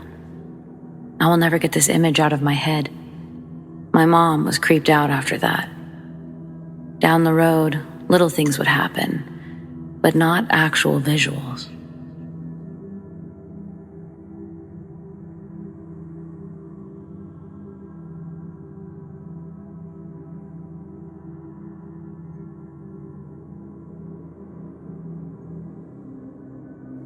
I just want to say that by sharing this story, I'm not looking for judgment. I'm simply sharing the scariest thing that's ever happened to me. When I was 7 years old, my brothers were 3 and just a few months old. From what I remember, our parents were still together at this time, but our dad wasn't with us on this particular day, and not on this particular drive either. I know there was no discussion about where we were going. It wasn't a planned trip. I just remember my brother and I eating sandwiches at the kitchen table one moment, and the next moment, my mom told us to get in the car. She was holding my youngest brother as she walked out the door, and me and my other brother followed. I watched as she put my baby brother in his car seat. After, the rest of us piled into the car. I remember looking over at my brothers. My youngest, he wasn't even buckled into his car seat, and none of us had seatbelts on. I grabbed the lap belt and I put it on my younger brother, and I told him to try to buckle the car seat for the baby. When our mom got back into the car, she asked us if we were ready to take a drive. When I asked where we were going, she just kept talking but not answering me, saying stuff about a fair and cotton candy. My younger brother knew those words very well. We went to the fair not that long before this.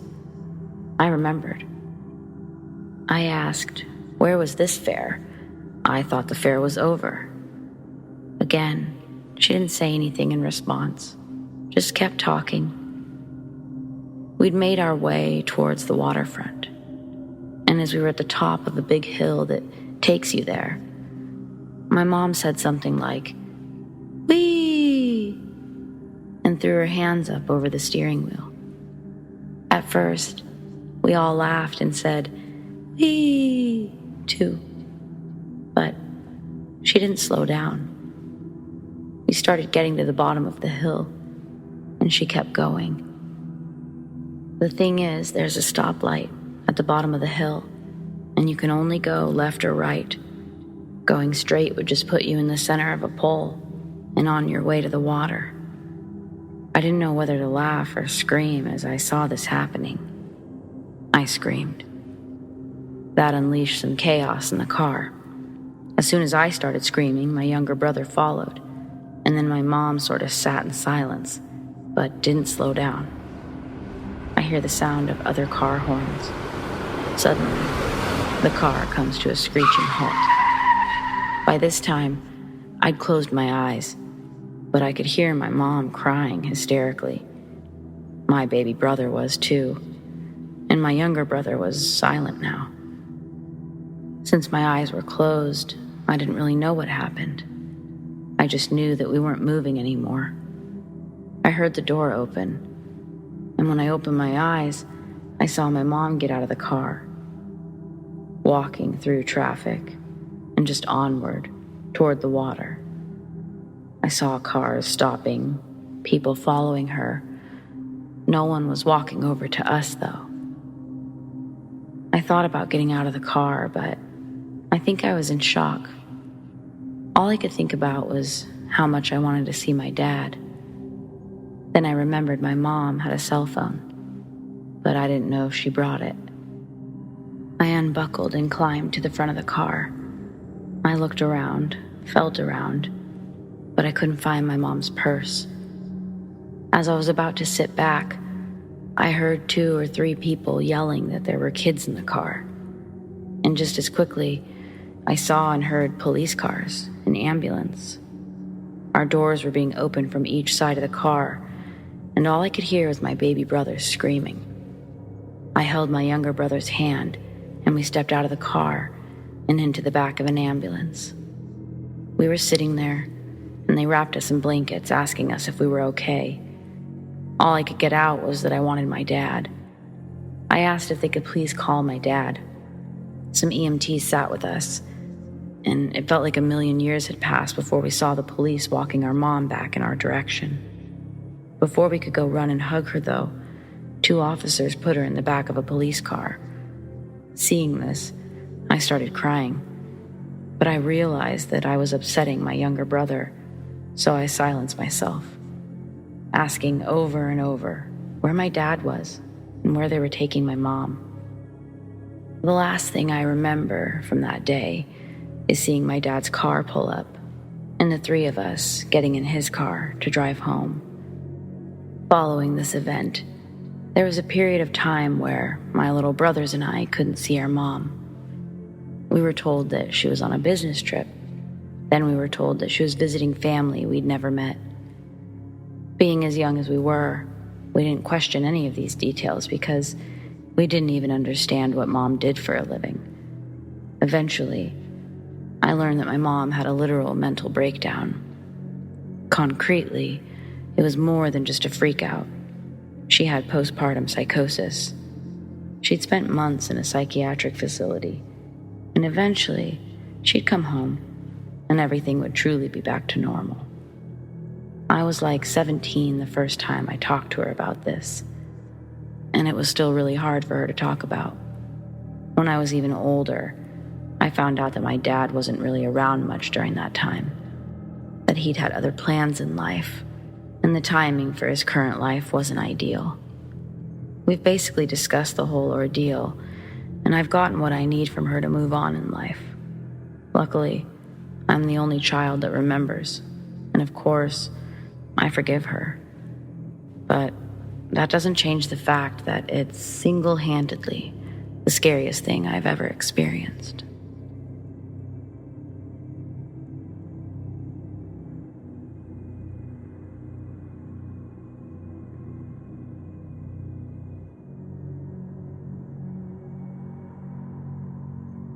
Today I was upstairs in my computer office room, doing my college homework. I've lived in this house my whole life, and very rarely something out of the ordinary happens. Occasionally, in the office room upstairs, I hear weird noises that sound like an elephant does or a whimpering. I ignore it since it's probably just the wind and nothing to worry about. Yesterday, when I was up there at night, the lights just completely died, leaving me in the dark. Naturally, I jumped a little bit, but I replaced the light bulb and moved on with everything. So now, today, just a few hours ago, made me really scared. I was upstairs working on an art project. I had my laptop on Discord talking to 2 of my friends as I was doing the project. I had no headphones in or anything. Also, it was just me and my sister who were home. She was downstairs in her room, watching a movie. All of a sudden, the door to the room I was in freaked me out. I heard 3 loud knocks on the door. It genuinely sounded like someone was outside the door. I thought it was my sister at first, so I shouted, "What?" No response. I open the door and nobody is there. I immediately look at the staircase and nobody. I yell for my sister. She says she was in her room the whole time. I believe her because there's no possible way that she could have physically knocked on the door and ran down the stairs that fast, I would have heard her. Since then, I've been scared to go in that room because now I'm pretty convinced something's wrong. If anyone can give me any form of advice on what to do, I would appreciate it. Thank you.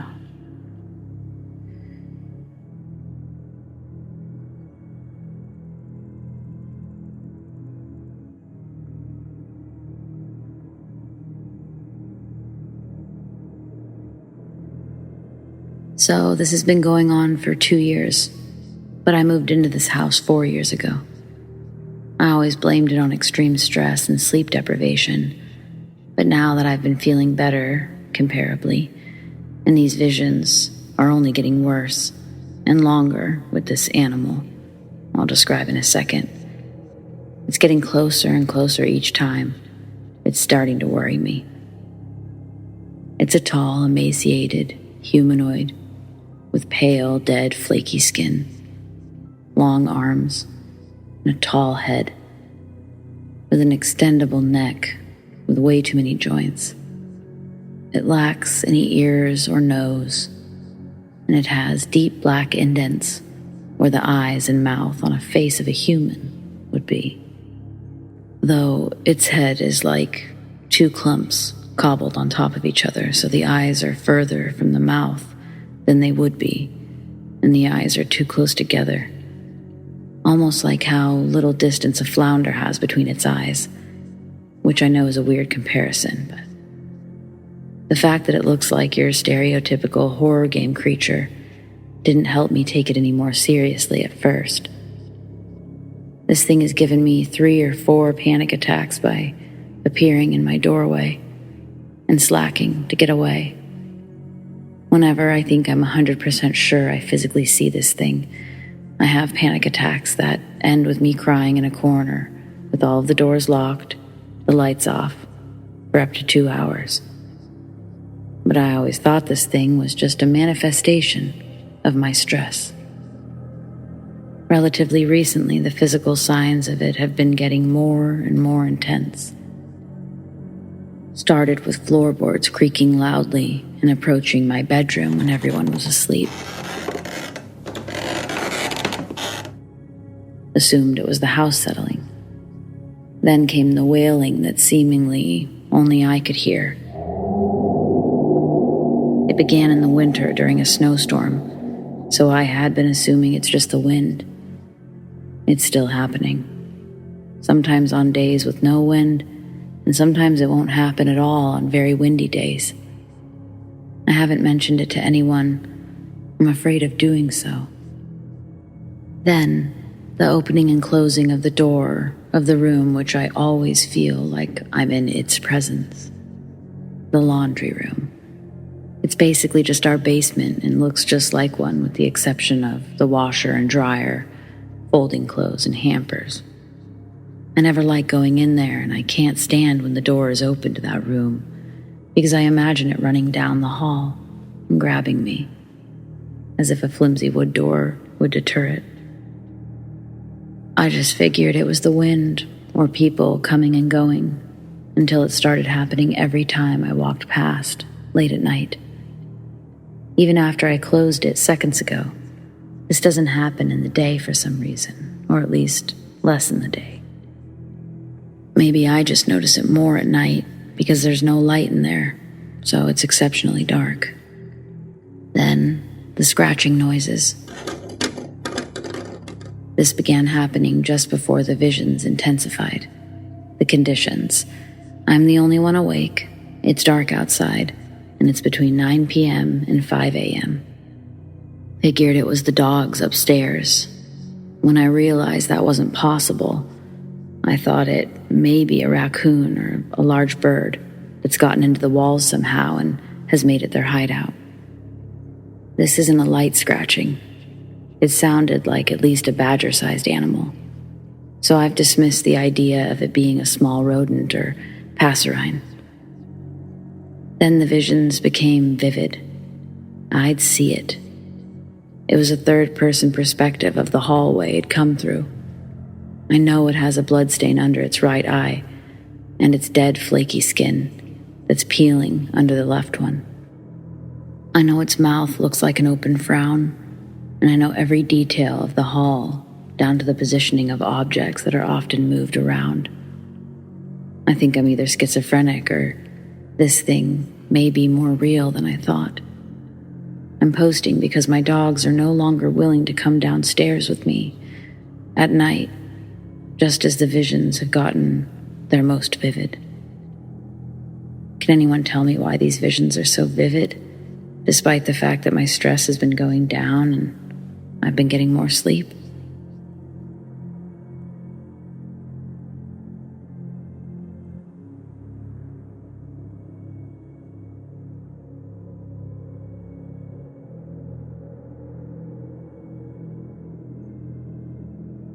I was brushing my teeth at around 12 a.m. My bathroom is next to a hallway, and the hallway links to the stairs. The door was open, and my hallway creaked whenever somebody would walk on it. Anyways, I'm brushing my teeth, and when I hear the creaking of someone walking behind me, I feel a shiver go down my spine, but I don't turn around, thinking that it's one of my family members.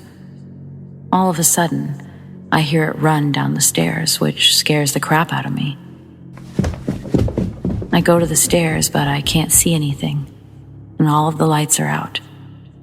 So I assume it's my brother who came home from a party.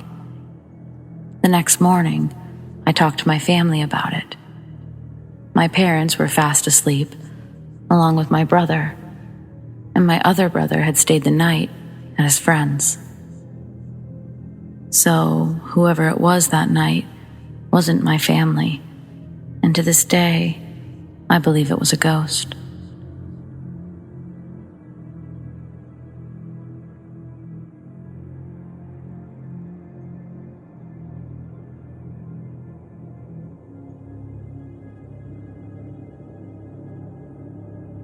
I'm a super chill person, an art teacher, a rock garden enthusiast. I love paranormal stuff, but I don't go looking for it or anything. I work with kids, so I'm pretty substance-free and sound of mind. The man who killed his 2 dogs and himself in my house, they're still here. The dogs, too. A German Shepherd and a Malamute. So, backstory. I got the house super cheap because of its history. A very gory previous owner suicide. He'd also attempted to murder somebody during this mental breakdown, but I don't know the details. He was a nice person that had no mental health support and decided to kill his beloved dogs and himself. I thought, how horrible. But man, I needed a place to live ASAP. So I braced myself against superstition or the creeps. The weirdness started immediately, pounding and moaning, like the house was being hit by a bulldozer. Neighbors can hear it from outside sometimes. Huge dogs howling from somewhere inside the house. Bedroom doors opening and closing. Footsteps through the kitchen hallway every night at 4 a.m. It's nerve-wracking, but also sad. More than once I've awakened thinking my house is being broken into.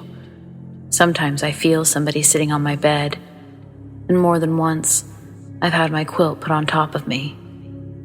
This quilt is in my closet, so it had to be carried out and placed on me. Then I started seeing the dogs, walking across my bedroom carpet and standing at the foot of my bed, staring at me. Startling the heck out of me because I don't have a German Shepherd or a Malamute. I have a Sheltie with an overbite that can only make noises. My own dog, Kelly Barkson, went crazy, foofing at the ghost dogs. And I ran all over the house making sure it really was spirits.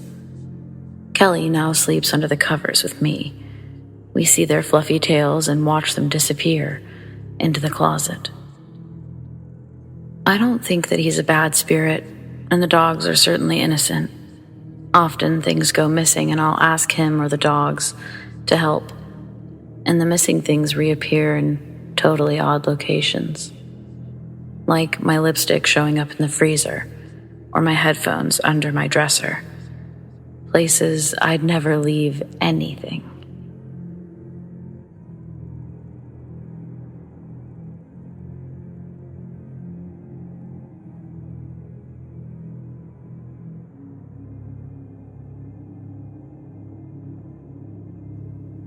As a child, I had a lot of paranormal experiences.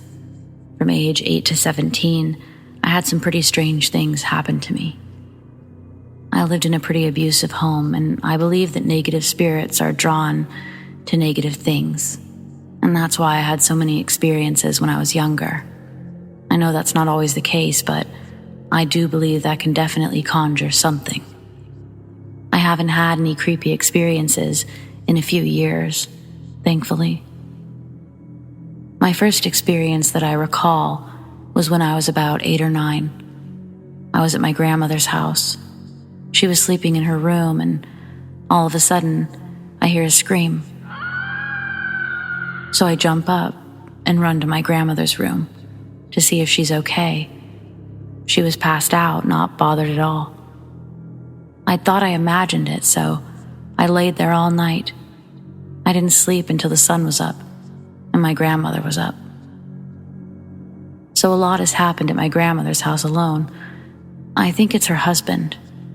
He's a horrible person, and I wouldn't be surprised if he attracted all of the evil things in that house. Anyway, I had one of my childhood best friends come over to my grandparents' house, and we were outside. It was, I would say, 3 p.m. She stops in her tracks and says, "Look into that window." I look, and there's a short old woman with dark curly hair standing in my grandmother's bedroom window. I would have said it was my grandmother, but my grandmother has blonde hair. It's not short. So we freaked out and we called my dad to come get us. My friend never returned to the house. She'd refused to go there with me, even if I begged. This next experience is the last time I entered her house. I'll never go back there. I was up late watching TV in the living room, drinking some tea, and I see a shadow in the hallway. I thought it was my eyes playing tricks on me, but then I see a full-on black shadow standing in the hallway. There was no way that it wasn't real. I screamed and my grandmother came running out. I tell her what happened. She didn't believe me. So I just stayed up until my parents came to get me. I have also had experiences in my childhood home. One instance is I was watching TV with my mom in her room, and we hear what sounds like a glass being knocked over. So we go downstairs, and the vase on the coffee table was knocked over. We were so confused, there was literally nobody or anything that could knock it over. In my childhood home, I used to get sick all of the time with the flu and strep. I missed so much school because of it. I always wondered if the spirit that was there was the reason I was always sick. I was the only one to ever get sick. Nobody else would. Once I moved out, I rarely ever got sick. Another instance was when I was about 12. Our air conditioning broke, so we all just ended up sleeping downstairs since it was 100 degrees up there. You could see the basement from the living room. So since we were sleeping in the living room, I would hear whistling coming from the basement, and I'd hear what sounded like someone snapping their fingers, and I'd hear scratching. That always terrified me. I never went down there. And in the basement, there's a random crucifix nailed to the ceiling. My dad tried to take it down, but I told him to just keep it up, just in case. So he did. My best friend stayed over one night. It was just me, her, my sister, and both of my parents were at work. She kept saying that she was seeing things, such as little blue dots, which I would think would be an orb, which confused me because I thought you could only see orbs in photos, As the night went on, she would say that she saw a shadow figure out of the corner of her eye, which I was seeing, but I didn't want to frighten her even more. She eventually said that she wanted to go home, so I told her that me and my sister would walk her home. She lived down the street. As we were about to leave, we hear a loud bang. It sounded like a dresser had fallen. We don't even take a chance. We bolt to her house, and my sister and I stayed the rest of the night. We didn't sleep one bit. In this house, when you looked at the stairway that leads upstairs, there's a light that comes from the bathroom right at the top of the stairs. You would see shadows walking past when nobody else was there. It was really scary, and it happened all the time. There was a lot of activity on the stairs, too, which is a weird place for there to be activity. On the steps, you could hear people walking. Both of my parents had said the same thing. My dad thinks it was a child. He would hear what sounded like a child laughing and running up the stairs. Now that I know more about all the scary stuff, about the paranormal, what if it was an evil entity disguising itself as a child? My little sister had seen a black shadow with red eyes standing over my mother as she was sleeping, which is pretty creepy. I didn't believe her at first because that really scared me. But one night, I couldn't sleep. I went to go see if my mom was still up. When I walked in, I saw a black figure standing over her, but it didn't have red eyes. It was just a black figure, and it disappeared within seconds. That was hands down the scariest thing that's ever happened to me. My sister had an old porcelain doll that was named Sally. I know, pretty predictable, but this doll had always given me the creeps. My sister carried it around everywhere. One day it had went missing, so she'd asked me to help her look for it. So I walk around the house and in the kitchen. I look up, and on top of the cupboards, I see this doll's brown hair hanging over. I asked her how she got it all the way up there, and she said that she didn't know how the doll got up there. This is the reason I hate dolls. There were also random things that would go missing, only to turn up in a spot where things shouldn't be. I had an iPod, and I remember putting it on the charger so that I could use it the next day. And when I woke up the next day, it was gone. My room was locked, so there was no way for my sister to come in and take it. I later found it in a storage box that I was going through to donate things. There were countless other things that had been moved, the occasional keys being moved, wallets being put in different areas. You know, normal stuff like that. Anyway, those were my childhood experiences.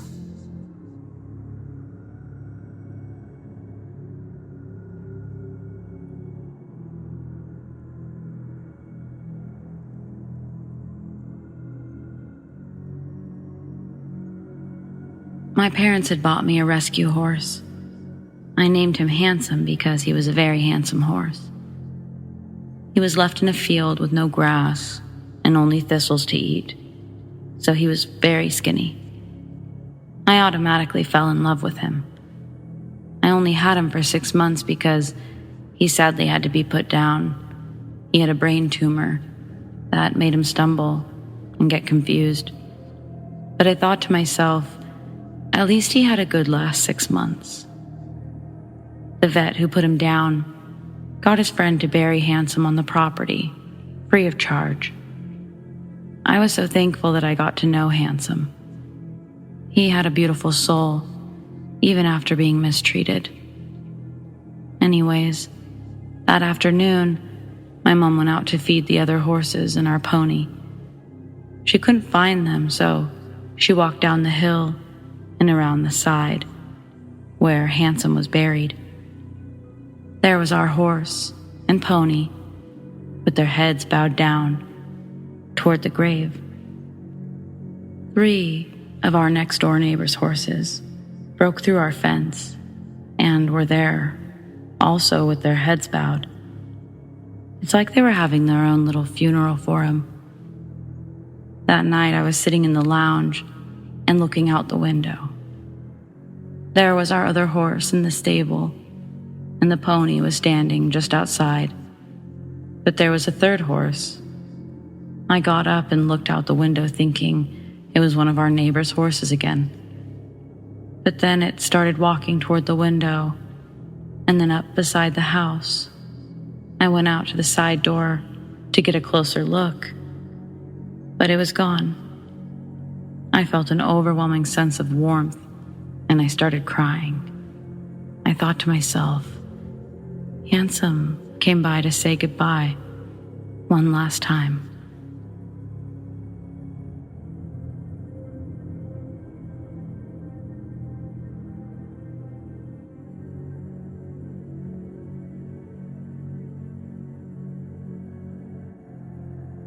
This happened 30 plus years ago, so I will explain what happened as best as I can remember. When I was 3, my grandmother, maternal side, died of a heart attack, I believe. While at the funeral home, the adults were outside talking, smoking cigarettes, etc. Myself, older brother, and another family member close to our age were told to stay inside to keep us out of conversations that we didn't need to hear, according to my parents. While the other family member convinced my brother that locking me in the viewing room, the one with those red lights over the coffin, which were on, was a good idea. Once they locked me in, the other family member called through the door, saying that Grandma needed to take me with her because I was her favorite. I screamed and cried as loud as my little self could, and some adults came and took me outside to my parents. I was told that they were just playing and that even though Grandma loved me, she was never going to take me away. They were trying to soothe a very upset 3-year-old. Later that year, we moved 2 states away from there. One night in the new house, 4 years later, I woke up in the middle of the night. According to my mother, this was very unusual. I'd heard a song only my grandma sang to me. I sat up and was looking around when I saw the lid on my old toy box opening by itself. Once it was fully open, I saw what looked like my grandma standing slowly from inside that box. She turned slowly, creepily, around to look at me. I was frozen in place. Couldn't cry, scream, or even move. She started walking towards me. She stopped close to the bed and said the name that she called me. I came to get you. You were always my favorite, and I want you with me now. Somehow, I found my voice and screamed.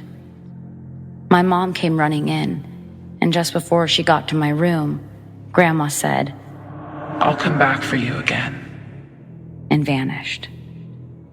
My mother came in, asking who I was talking to. I told her everything, and Mom let me sleep in the living room for a few nights while she got rid of my toy box.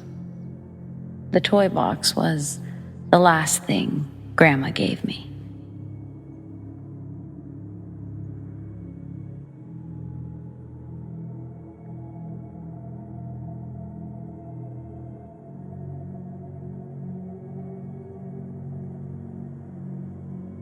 This happened a few minutes ago. I had just taken out of the oven my freshly baked vanilla cinnamon raisin cakes, and I wanted to snap a photo of them to send to my best friend and to my aunt. My camera had the AI option activated because I forgot to disable it after an outing on Friday night. So as I turned my camera toward the kitchen table, the AI sign showed the food sign for 1 second, since I had snapped a picture of the cakes. And then the next second, when facing the kitchen table and kitchen door, It showed the person sign. The person sign appears when the AI features detects a person's presence. The thing is, I was alone.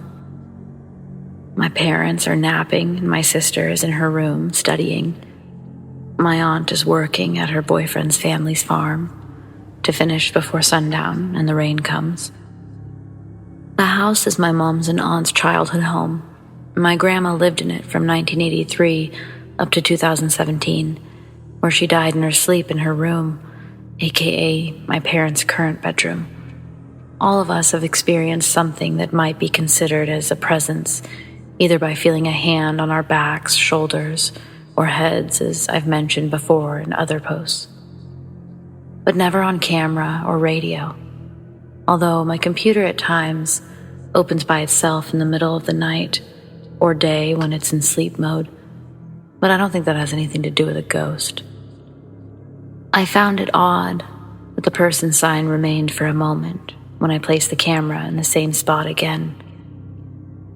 The second after I realized what had happened, it showed nothing. If there's a ghost after all, I think it's either my grandma or my grandpa, or both of them, keeping an eye on us. Maybe they, she, he wanted to see how the cakes turned out.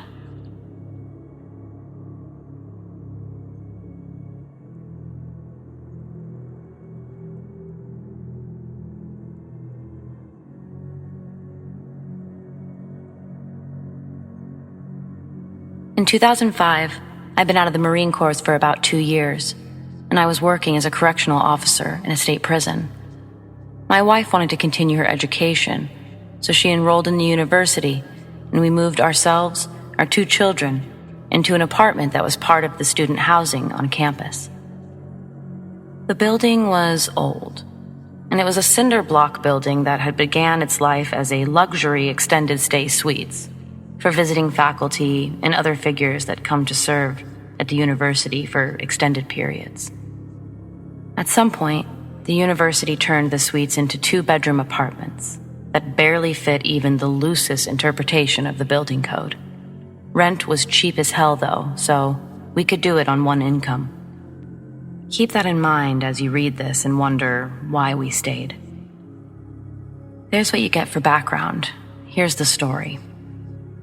The first night that we spent in the apartment, I decided to lay down with my kids in their room, since it was a new space and they were understandably scared. While we were laying there, I was next to my daughter's bed, while my son was in his bed, set along the same wall. My daughter started softly saying, "Baby, stop crying." "What baby?" I asked. She pointed across the room to where there were only some partially unpacked boxes. "Daddy, make the baby stop crying." I thought that maybe she was talking about a toy, and so I started to get up to figure it out. "Baby stopped crying, Daddy." I laid back down and I stayed close to them, with the intention of only staying there until they fell asleep, and then I would go to bed. I said that was my intention, not what happened. As I laid there, I felt my eyes getting heavier and heavier. I closed my eyes and started that wavy feeling of pre-sleep. Then I hear, right in my ear, and I mean I actually heard it with my ears attached to my head. Don't fall asleep here. He takes you somewhere else if you fall asleep here. The voice of a child, with that tone of an urgent warning. I checked and both of my children were asleep. I dismissed it as me just being weirded out in a new space. I got up to go to bed. As I walked out the door of their room, the apartment started to kind of morph around me. I found myself in a cave-like space, or maybe a tunnel with a dim red glow. And as I walked toward the glow of light, the space started to morph back into something resembling my apartment. But the walls were a pale orange color instead of the standard apartment white. And there were other little details out of place. And none of my stuff. There was no wall between the kitchen and the entryway, and there was no coat closet, and food pantry, just inside the front door, just a half wall. I heard the same child's voice again. I told you not to fall asleep in there. He doesn't like adults sleeping in there. And then, everything just kind of melded into my apartment and my stuff.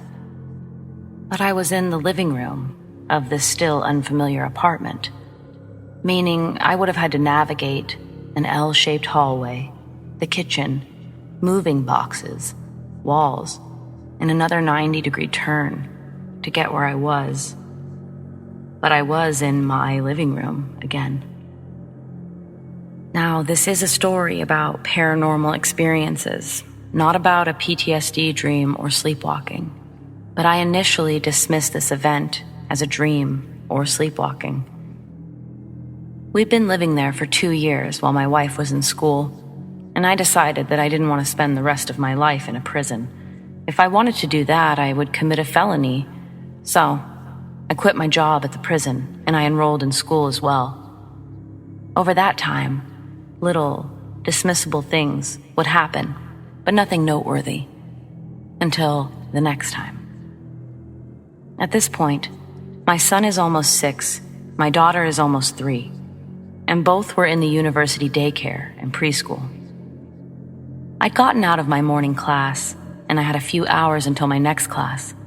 I went home to chill and maybe work on some homework. After about an hour, my wife got out of one of her classes and she came home too. I was in the living room with my laptop and books. As she came in the door, she smiled at me. "Oh, hi, honey. I didn't expect to see you." She glances into the kitchen and then back to me. "Are you done with classes for the day?" "No," I responded. "I still have such and such class in a bit." "Then why did you go pick up the kids?" "Wait, what? I didn't go pick them up." "I just saw our son in the kitchen, running to his room." The kids were still at daycare. I checked the bedrooms. There were no kids in the house. So time elapses, fast forward, and it's now nighttime. The kids are brushing their teeth at the bathroom sink, which actually isn't in the bathroom, but rather in the hallway outside the bathroom. My wife and I were in the kids' room, picking up toys, in preparation for the bedtime rendition of the Hokey Pokey. You put one in bed, and the other one gets out. Suddenly, both children simultaneously just started screaming that scream that can only possibly come from a child in true terror.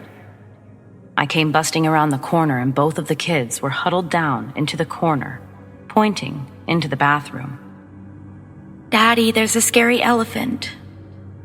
Both kids insisted that there was a scary elephant in the bathroom. So, what doesn't quite look like an animal but isn't human either? What terrifies children only for the joy of terrifying children? And what can children only describe using the frame of reference from a child's experience? Demons. When I was 17, I was ordained in my church, so I grabbed my vial of anointing oil, Israeli olive oil, and I blessed the apartment and said the prayer to drive out the unclean spirit. Only the unclean. We didn't have any more blatantly demonic experiences in that apartment after that, but there were experiences. At some point, my wife and I had gone to a thrift store and picked up a Sesame Street play kitchen, one of those ones that play character voices when you press the buttons. Most of the buttons didn't work, or you had to use full force of a sumo wrestler falling 20 feet onto the button to make a sound. I was again between classes and home, making myself lunch and getting something into the slow cooker for dinner. Wife was at work and the kids were in daycare. I was alone. I had also just finished putting fresh sheets and blankets on the kids' beds. I was standing in the kitchen, slicing onions with one of those Miracle Blade knives, and I hear none other than the Cookie Monster. "Oh, cookie, cookie, cookie," starts with C, and then giggles. "Oh, cookie, cookie, cookie," starts with C. "Hey, Bert, You want some salt? Giggle, giggle. I just about jumped out of my skin, and the onion jumped out of my hand.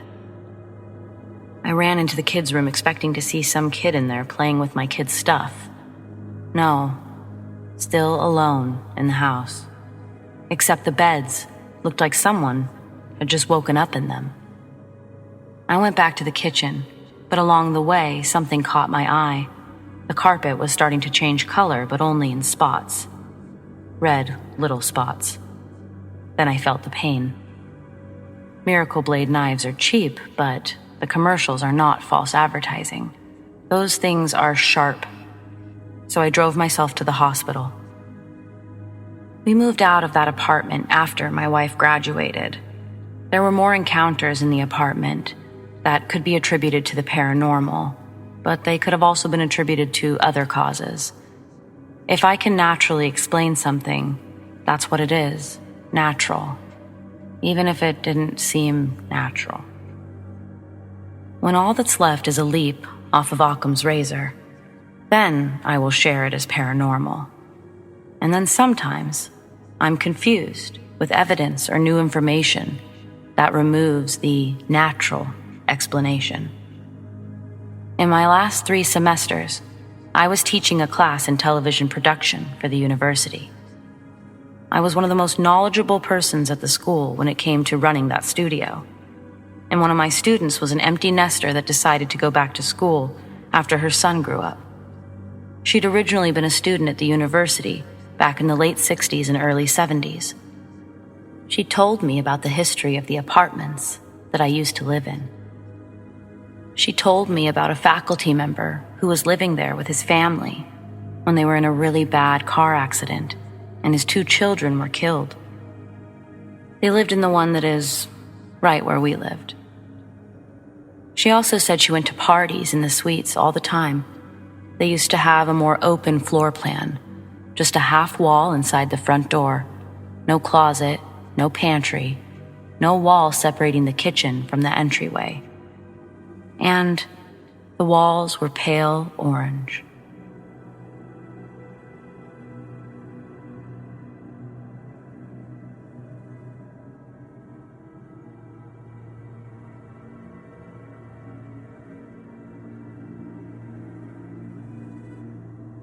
It was 10 years ago, and I was 15 years old. Me and a couple of friends were staying the night at my best friend's house, and we had the house to ourselves, although we had to look after my best friend's sister, who was 3 at the time. So at around 9 p.m., my friends all went outside to smoke, while I stayed inside to keep an eye on my best friend's sister. I was sitting on a couch, with the TV to my right, and the sister was to my left, on another couch, facing the TV. While I was watching TV, I suddenly felt terrified. It was a paralyzing fear, like I'd come face to face with a dangerous predator. And so I looked over at the 3-year-old to find that she was already staring at me, and she looked just as terrified, with tears running down her face. She looked in front of me, so I looked where she was looking, and that's when I saw it. A couple meters in front of me was a shadow floating just below the ceiling. My fight or flight response kicked in, and I immediately jumped the couch and ran for the back door, completely forgetting about the little girl. I ran outside screaming for my friends. They came running, and we ran back inside. When I got inside, I saw the sister was not in the living room. And then she came running out of the hallway, screaming and crying. The entity had gone. I don't know if what I saw was a demon or just an angry spirit, but the guilt of being so afraid I abandoned a 3-year-old stayed with me for a long time. And from then on, I became a superstitious person. They still live there to this day, and I don't like visiting, even though I don't feel a presence when I'm there.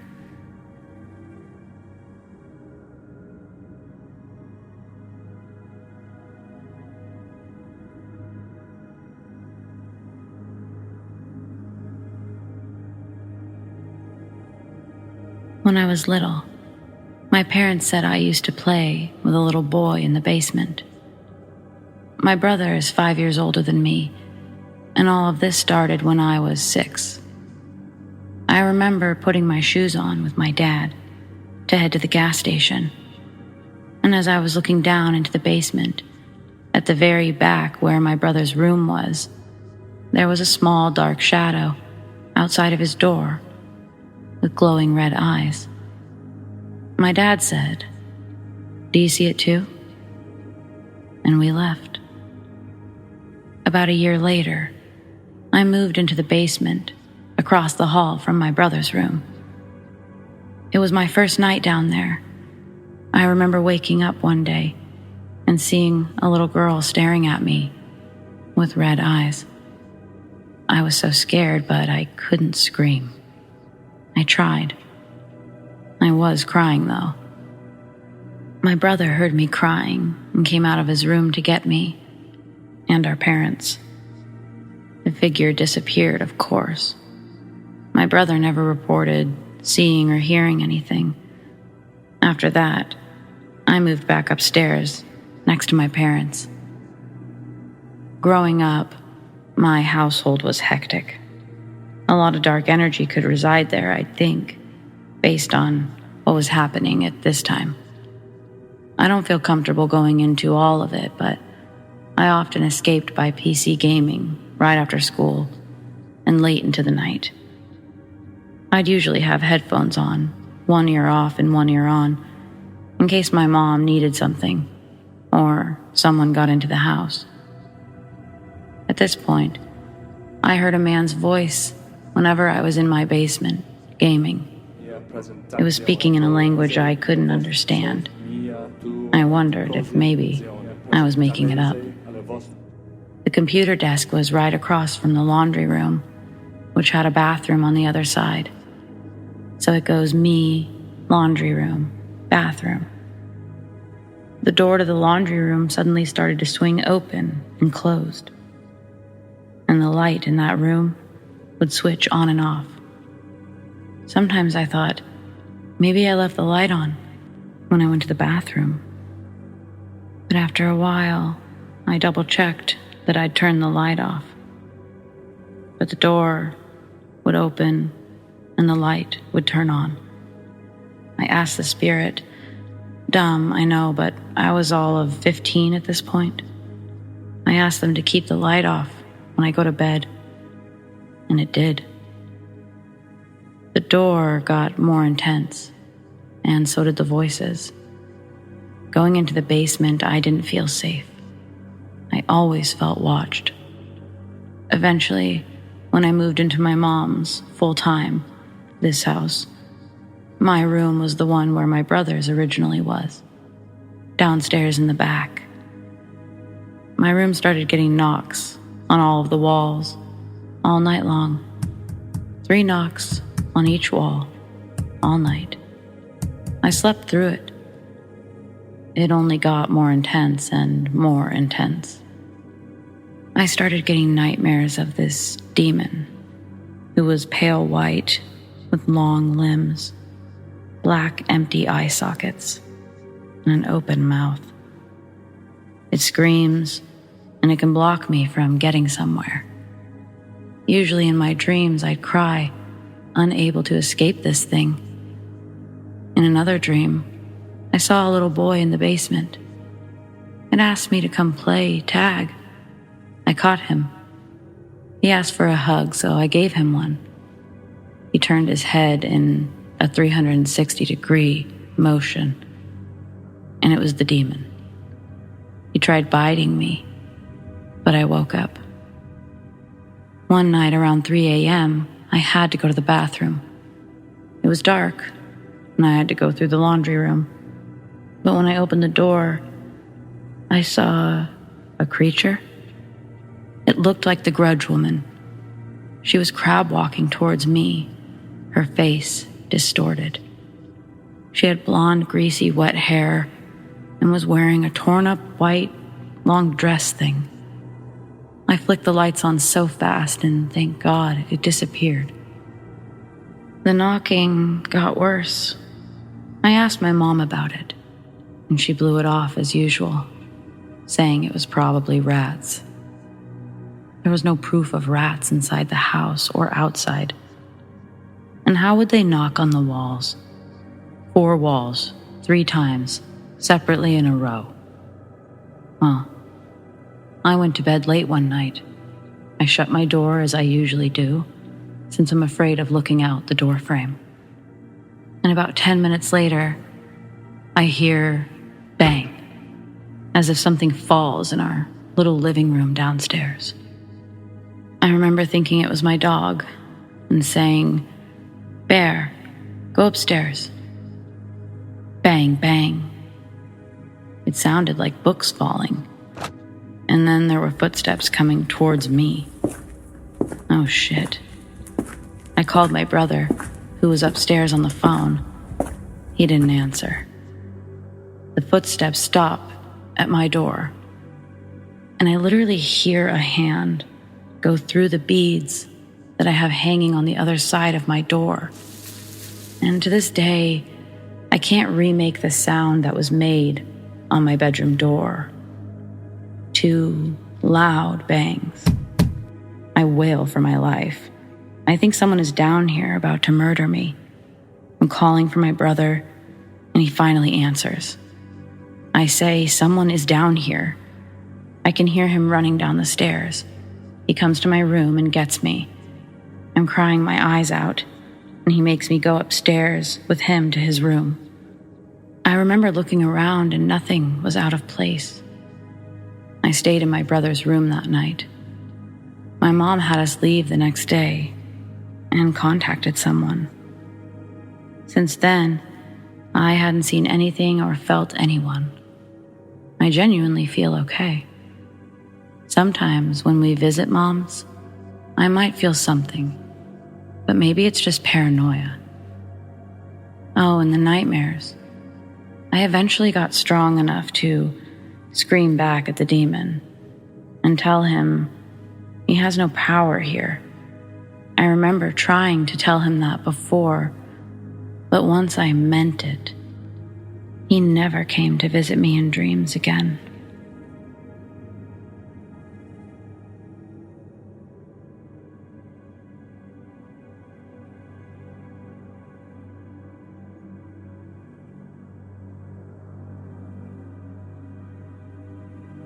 When I was around 11 years old, my family had just moved into an apartment downtown. It was a 1-bedroom, which my older brother and I shared. Our parents shared the living room. Other than being small, it was relatively new and nothing was wrong with it. Nothing creepy.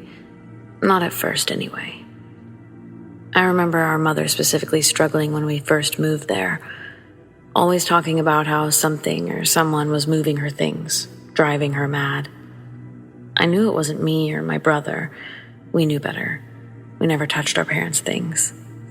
Boxes weren't all unpacked, so we figured she just hadn't unpacked certain things yet. My dad didn't believe us, but Mom did. On so many occasions, we would come home to my mother's shoes being put in different places or just thrown about. Just me and my brother. Both our parents had been at work and us at school, and we would leave after our parents, so what was this? I remember that my brother and I would just put them back in fear that we would get in trouble by our father. So we kept it to ourselves for as long as we could, until we all came home to that same scene. Our parents said that we must have been robbed and we needed to call the cops. And that's when I told them about our many experiences. They still called the cops. Nothing was missing, no forced entry, but as we were putting things back after the police left, my mother did notice that something had been added to the shelf. Sitting on top was a vase. Well, it was actually an urn, my grandmother's urn. My mom started busting out laughing, and then she let out a huge sigh of relief. I remember everyone else doing the same, laughing, but I personally was still a little bit confused. She had to explain to us what was going on or what she believed was going on. And basically she said, Grandma didn't like being packed away, so she unpacked herself and placed herself where she belongs. She also bet that the weird stuff would stop. And sure enough, she was right. We lived there for a good 10 more years and no more weird stuff. So, what do you think?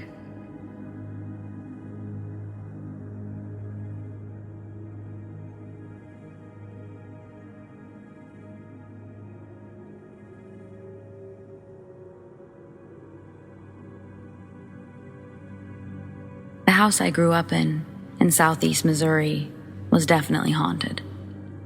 Anyone who spent a significant amount of time in our house, and by that I mean at least a few hours, they would tell you there was something going on there.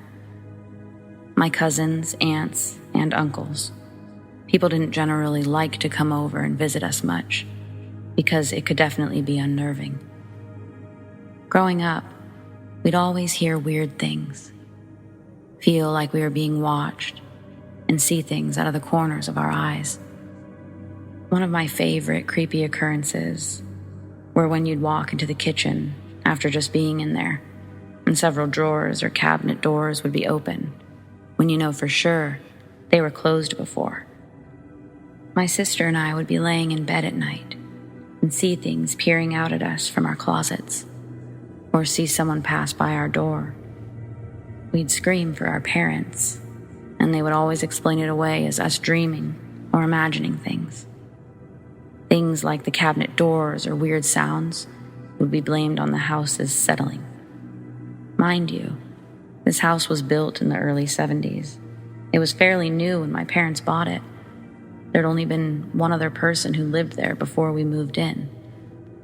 After my parents' divorce, it felt like the activity spiked. We would often hear a woman's voice down the hallway, which was odd because my mom had moved out of the house.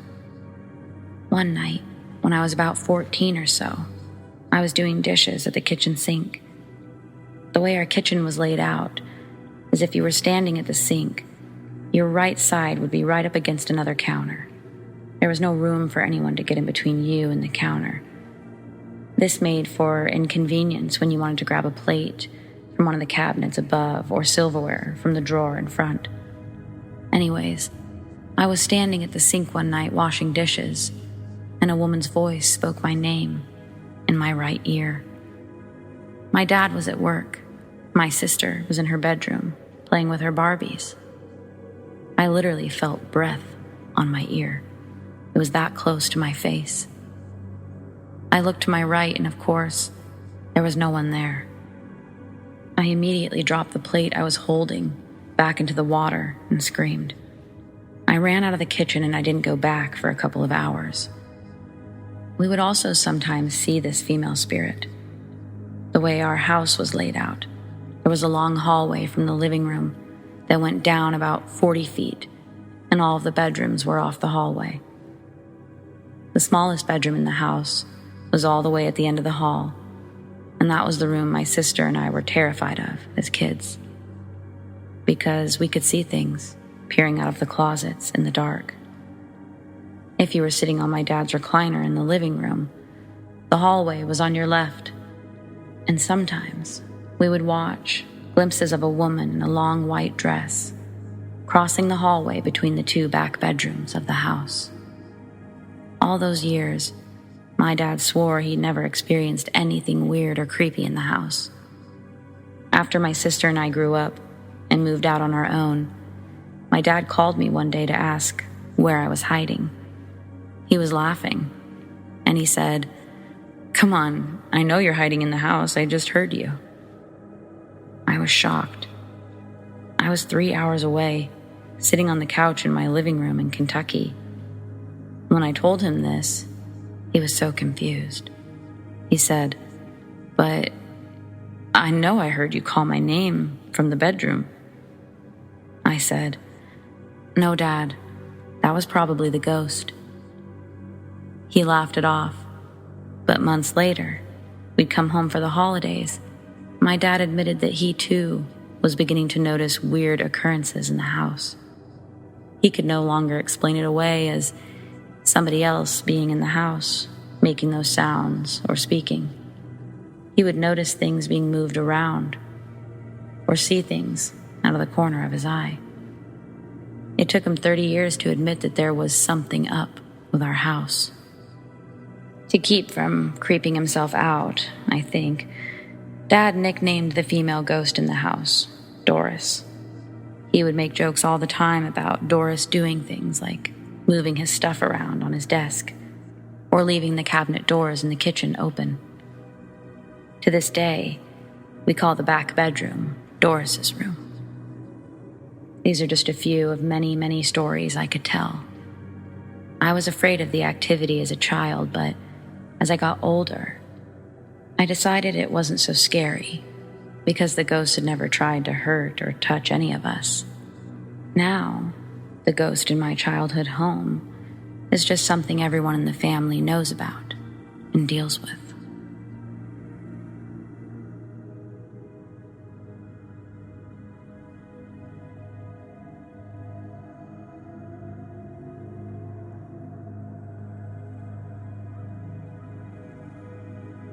I had a nightmare about the house I used to live in, which brought up some unlocked memories and questions.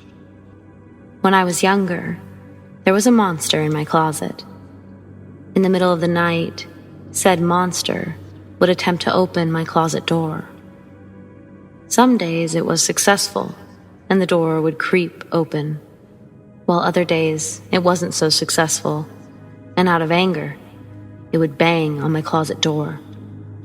It, quite frankly, terrified the hell out of me, to the point where I would sneak into my parents' room and sleep on the floor. I tried to tell my parents, but they didn't believe me and brushed it off as silly little kid fears. It wasn't until my sister played the Ouija board in the room that all hell broke loose. On the night my sister played the Ouija, my mother claims to have seen a portal open in her room. She said an unidentified face came out of the portal and let out a scream of agony. The house was never the same after that.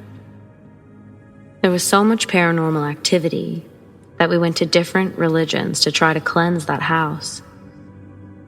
One of the people that we hired told my father to dig up the ghost's grave, which was in the back of our house, and burn the bones. The bones didn't burn, so he was told to throw them in the ocean at night. Later that night, my father attempted to throw the bones in the ocean, and I kid you not, the ocean did not want those freaking bones. With every step that my father took forward, the ocean seemed to step away to the point where he was so far out that I could barely make out his figure. But he managed to throw them in, and everything at home relaxed, until it didn't. We thankfully managed to move out, but my question is, why throw bones in the ocean?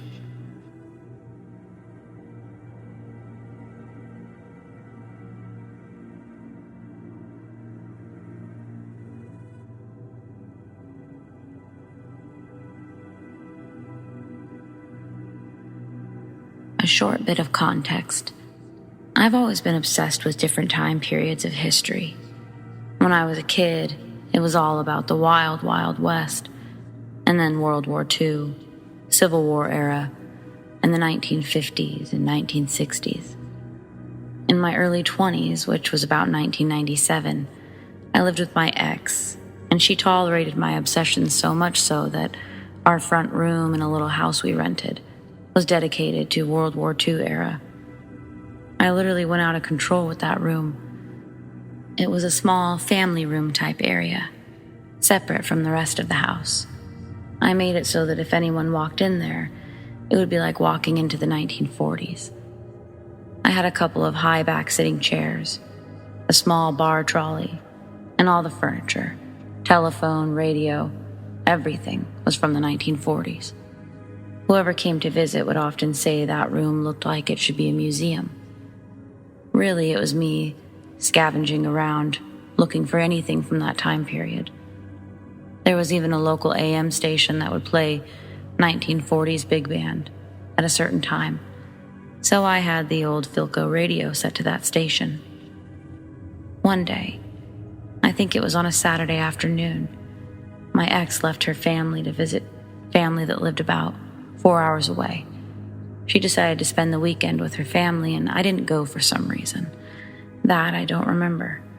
So I was home alone, and I wouldn't necessarily hang out in my 1940s room, but towards the evening, I ended up there, listening to my phonograph, made a cocktail, and sat in the armchair.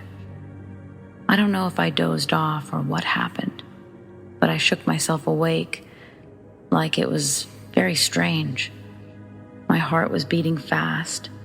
The record was still playing, but everything looked hazy and in slow motion to me.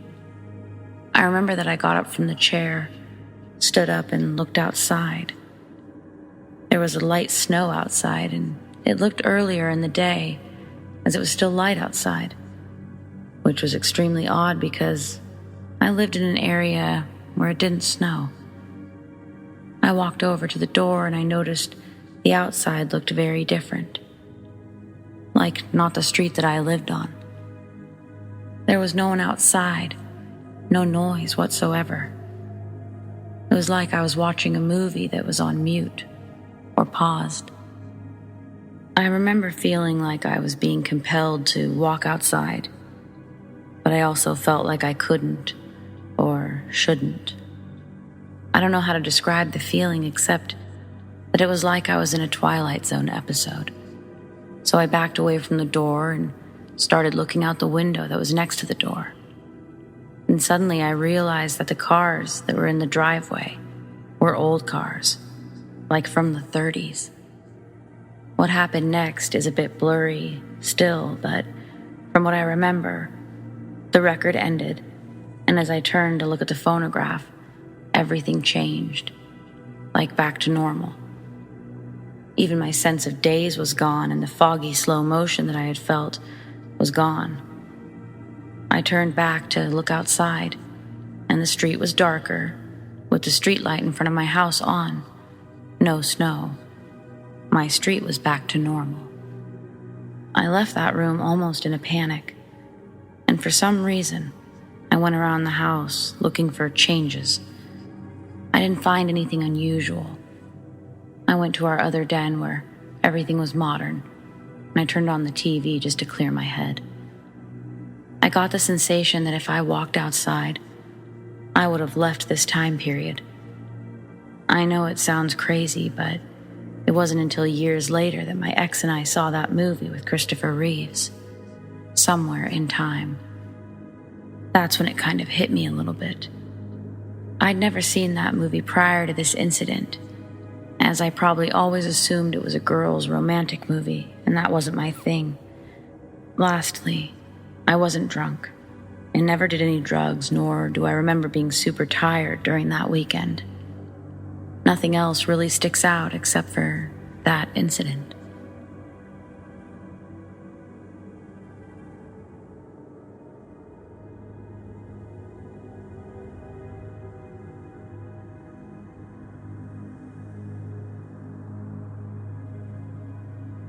When I was 17, senior class of 97, I stayed with a family in Western Ireland as part of my church's program abroad. I lived there for 6 months. The family's home was a cottage-style home, very old but comfortable and loving. Those were my thoughts as we pulled up to the front anyway, and I would maintain those thoughts for most of the house. But when I walked into my room, after I'd spent time there, I started to feel something heavier, something silent but consuming. At first, I kept telling myself, new places, new faces. It's all just new, and that's why you feel this way. But regardless of what I told myself, there was no way to stop the feeling I had in my gut. And the feeling didn't just stay there. It grew. Nightmares, almost every night. I never so much as remembered a dream. let alone suffered from nightmares. But I'd wake up with my covers being off of my body, off of my bed entirely. Sometimes, I swear I'd wake up just as it was happening. And when I did, there was almost always a cold chill in the air, even through the summer months. I asked the boy who was living there, the son, who I'll call Eric, had anyone ever complained about the draft that seemed to come from nowhere in that room, the one where I stayed. Eric was a little younger than me. He told me there was probably something wrong with the window. But Eric didn't look comfortable saying this. In fact, Eric tried to avoid eye contact. And contact in general. He really wanted to avoid my inquiries. So the nightmares. They almost always involved me trying to find the source of this icy cold breeze, with me walking aimlessly around this one room, my room. The chill would almost start to burn my skin. You aren't supposed to feel pain in your dreams, right? Well, I did. So were these actually nightmares or something else? I still don't know. Eventually, the nightmares got to a point where I couldn't hardly move. I'd be bound to my bed, stuck looking around the room from the horizontal viewpoint. By this time, it wasn't the nightmares or the blankets that scared me. It was waking up in pain. It left me feeling out of control, terrified. I'd have visible marks on my skin, not scratches, but rather patches of irritated skin, small rashes that burned, and my stomach would ache, a horrible pain, like it was eating itself. Again, I approached the son living in the home, just 2 rooms down from my own room. I asked Eric, or I told him rather, there's something seriously wrong with that room.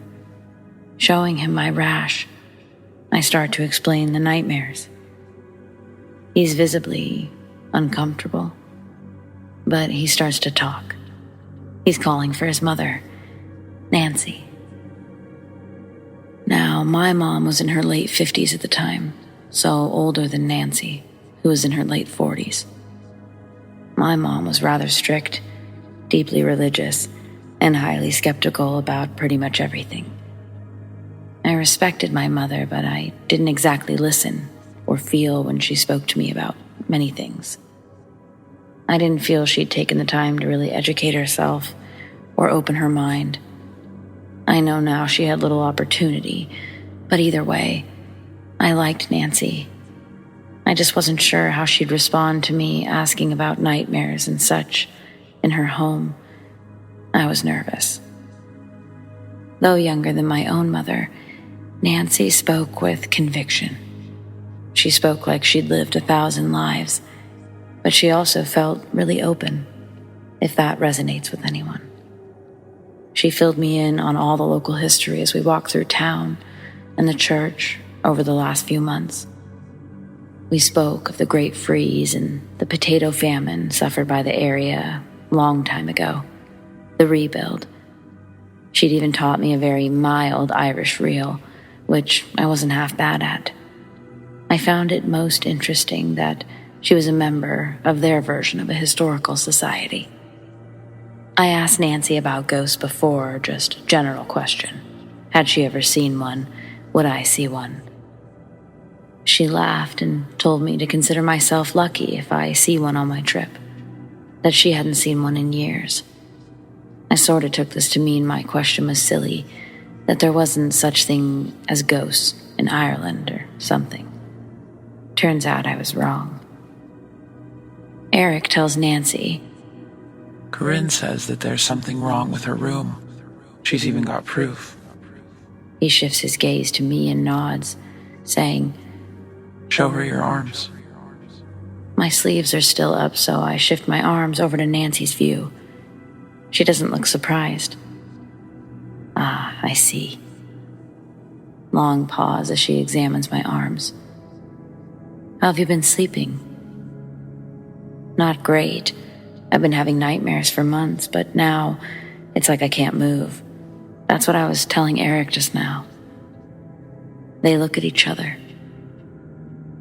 For some reason, this spirit seems to communicate with the girls. She was a young girl. We believe her name is Emma. Nancy explains that the house has been in her family since the early 1900s. But prior to that, it was owned by the same family for many decades, and one just before that. The house had survived the famine, but the original family did not. It was typical for families to huddle in the highest room of the house, or for the last surviving members to stay in that type of room. Usually, it was children, and they didn't always make it. I understood this. There were several deaths during this time. It's why I was sure that the area was inherently haunted. Why do you think her name is Emma? Have you spoken to her? I asked Nancy. My sister did. Eric piped up. That was her old room. Then Nancy starts. Yes, she used a Ouija board, which she didn't have permission to do, by the way, and she says the girl is Emma, and that she died here in the house, in that room. She died hungry and freezing. Your rashes are probably early stages of frostbite, Eric said, rather eerily. There was a little bit of silence after his statement. I was feeling a bit better, actually. Not about his odd statement, but just in that I had experienced something that someone else had too. Did your daughter get these rashes too? They both confirmed that yes, she did. Well, how did she get it to stop? She moved out. They said in unison. Attempting to break the slight tension in the room, Nancy tells me, "You're welcome to sleep on the sofa. It's not very comfortable, but given the state of your arms, it may suit you better."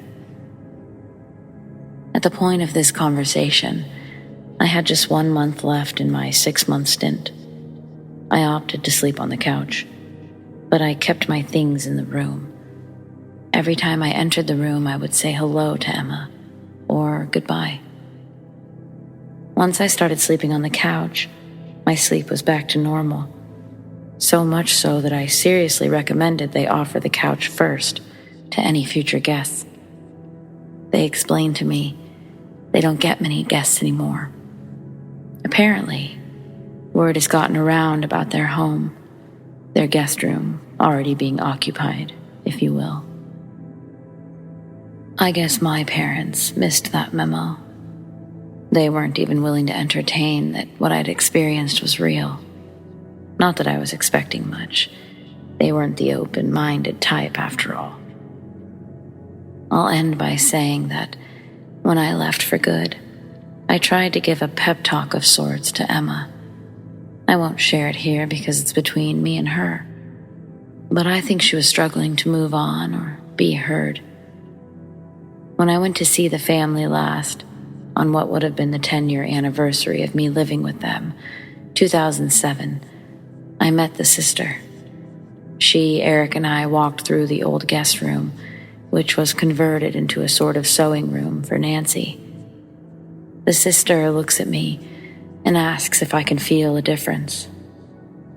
I stand there for a minute, and I take it seriously, sort of closing my eyes, relaxing, breathing. I don't feel anything except sunshine through the window. I look over at her, and I ask if she can feel it too. It's lighter, both literally, but in our lungs too. It made us both smile.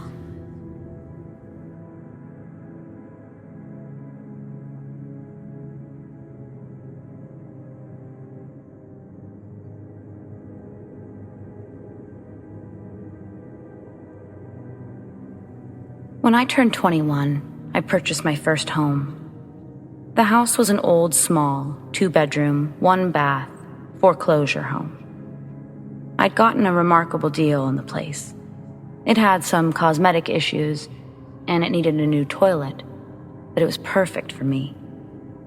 Since my boyfriend at the time was pretty handy, he and my dad were able to make most of the updates before I officially moved in. During that week of renovations, I was going back and forth between the old place and my new place and my work. I remember the first odd reporting, which wasn't as odd at the time, but over time, collectively, it adds to the overall creepiness of this home. I had just arrived at my house, and my dad was working on the bathroom. When he sees me walk in, he pops out to ask, "Was that me talking just a moment ago?" Since I'd been alone, and I hadn't said a word since I got out of my car, I gave him a confident, "Nope, haven't said a word. I just got here." He didn't press further, and I didn't ask him anything about it. We moved on. The next time was my boyfriend. He was in the basement organizing my new tools, and he kept hearing footsteps. He said the footsteps sounded like someone walking back and forth just above him, so the kitchen. He was convinced that it was either me or my dad, so he called out a few times, even moving closer to the stairs to call out again, thinking we couldn't hear him. When he finished up with the tools, he went upstairs, expecting to see one of us, but he saw no one. He said that's when he called me. My dad and I had picked up dinner, and we were bringing it to the house, but we hadn't been there all day. Similarly to my dad, my boyfriend didn't really expand on his experience. Not at first, just saying that he thought he heard us upstairs, but it was probably just the house itself. Mind you, up to this point, I had never had a paranormal experience. I wouldn't have even considered it, honestly. But then, I actually moved into this house, and slowly, the little things really started to pile up. There was a door in the kitchen to a small but deep pantry. The door was one of those slide from side to side to open. At first, I would hear that noise. I wasn't sure that's what I was hearing, but I'd hear that noise and I wouldn't be in the kitchen. So I'd walk around the house and just sort of wait to hear it again. After living there a while, it started to click. I was hanging stuff up in the hallway, just behind the kitchen wall, and I heard the noise. My boyfriend was in the house with me, so I yelled out, "Babe, did you hear that?" And he rounds the corner, scaring the shit out of me. I'd thought that he was further away, and he says, "What noise?" After settling down, happy that it was just him that startled me, I told him that the noise that had just happened sounded like something brushing against wood. He laughed, and then he went to the pantry, opening and closing it. "This noise? It's your pantry, you goof. I'm stocking it up." He said this, opening and closing the door. I shook my head and said, "Yeah, that's the noise." Now, even though we'd essentially figured out where the noise was coming from, I'd still heard it when nobody was there. And though I also wasn't convinced that something spooky was happening for sure, I'd made my boyfriend stay at my house for a couple of days on end. I wanted him to experience what I was experiencing so that I didn't feel crazy. And moreover, so that he could fix the problem, if it was something with the house. One night, we were both in the living room, watching a movie, when we heard the noise. We darted up, almost excitedly, and scurried into the kitchen, where we saw the pantry door was open. Weird. That's what he said at first. And then he said that we just needed to get a new door. He thought that this one might be too light. I wasn't sure that I agreed or even what he meant. But then I thought about it and decided, yeah, it would be nice to not have to worry about this anymore. The next day, we picked up a door from the hardware store, one with hinges and a latch, and just like that, it was installed. The old door was put into the basement storage space because it was still a decent piece of wood, as my boyfriend had said. No more strange noises, at least for a while. I had been in the basement with my dad. It was my birthday, and we were discussing plans for a small wine cellar. There was a space in the basement that had already had shelving, so my dad was measuring it so we could add them along the wall. We were talking, and we were interrupted when we both heard the sound of footsteps above us. Is Mom coming over or something? I had asked this because I knew my boyfriend was at work, and he would be for another 3 hours. The plan was supposed to be dinner at my parents', so I wasn't sure why my mom was here. No, not your mother. At least I don't think so. Honey? My dad called out to my mom, but we didn't hear anything. He said he was just going to go check it out, and so I stayed downstairs. A couple moments later, he came back down saying that was so strange, saying there wasn't anyone up there, but my pantry and kitchen cupboards were open. We had both been upstairs before the basement, and we knew that those things weren't open, and we knew that we had heard footsteps. I think we need to get you some sort of alarm system, just in case. Anyone living alone should have something like that. My dad then joked that he would get me that instead of the wine cellar. Ha ha.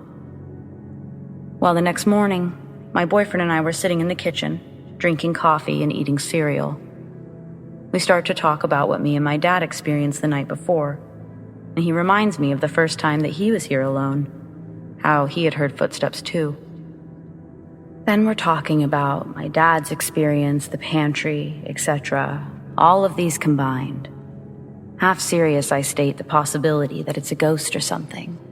And almost immediately after, and in a joking fashion, my boyfriend stands up and says, "Show yourself, demon." As soon as he finishes his sentence, I expected the worst. When nothing happened, I was able to crack a smile. He laughs, sits down, and says for good measure, "If you're not a demon and you're just a rat or something, show yourself." Kid you not, we heard a loud crash come from the basement. We both look at each other, wide-eyed.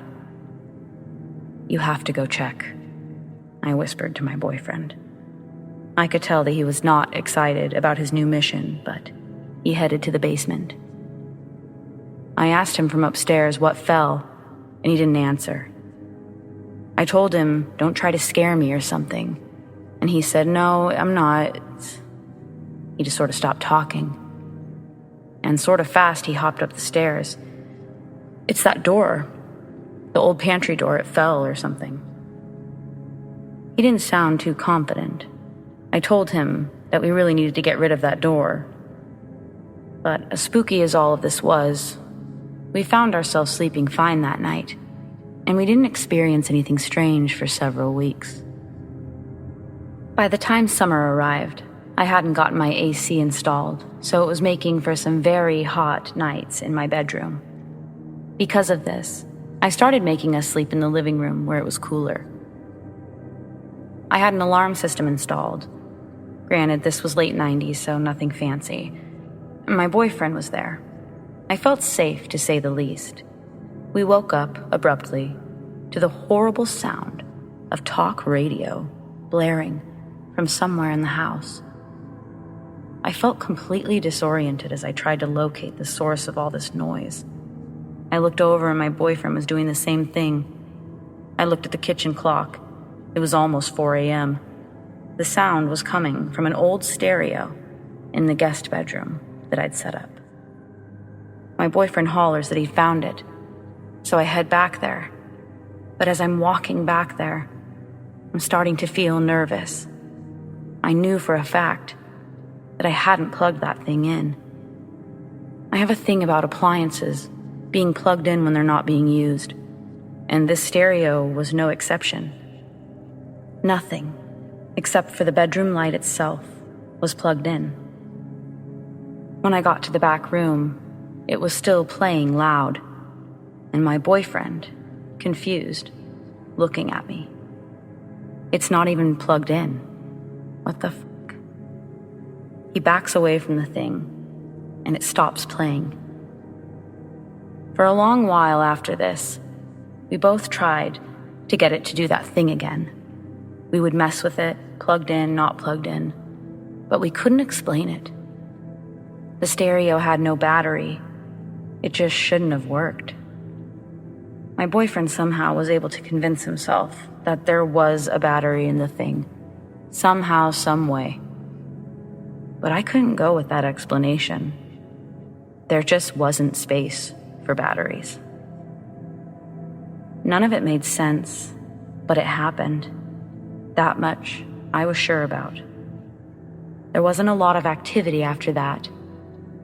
I decided that was because I'd gotten rid of the stereo and the door.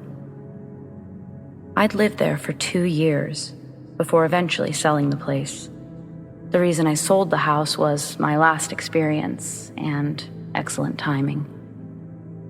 By this time, my boyfriend and I were no longer together, so I was living alone. Not entirely alone, as I had just adopted Monster from the dog rescue near my house.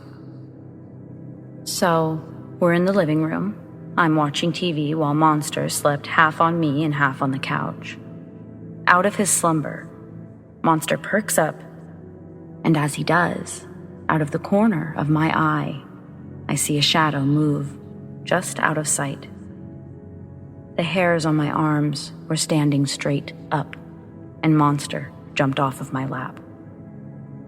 He was running towards the kitchen, growling, barking. I followed him, and when I enter the kitchen, I see a full-on shadow figure bolt into the pantry. It wasn't a person. It couldn't have been, because the shadow, it didn't touch the ground. Then, the door, which had been opened, closed. It didn't slam. It just did the same thing it usually did. Closed slowly, and then click, the sound of the latch. I just stared at the door. My dog growled, and he wouldn't leave that area. There was something different that night. I couldn't bring myself to stay there. I legit ended up renting a hotel.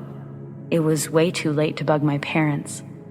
But the next morning, I went to my parents' house, telling them I had to sell the place. It turned out there was a big developer in town that wanted to buy 3 of the houses on our street. Plans to make one large multifamily unit or something. So like I said, it was good timing. Interesting thing, that multifamily unit never did finish being developed. It sat vacant and half-built for a long time, until it was eventually demolished years later. Now, it's a Costco. I don't live anywhere near the area, and I don't have a Costco membership. But I've always been curious if anyone who works there or shops there has experienced anything unusual, or more frank, if they've seen a shadow person. Because it's either that or someone was straight up living in my house without my knowledge.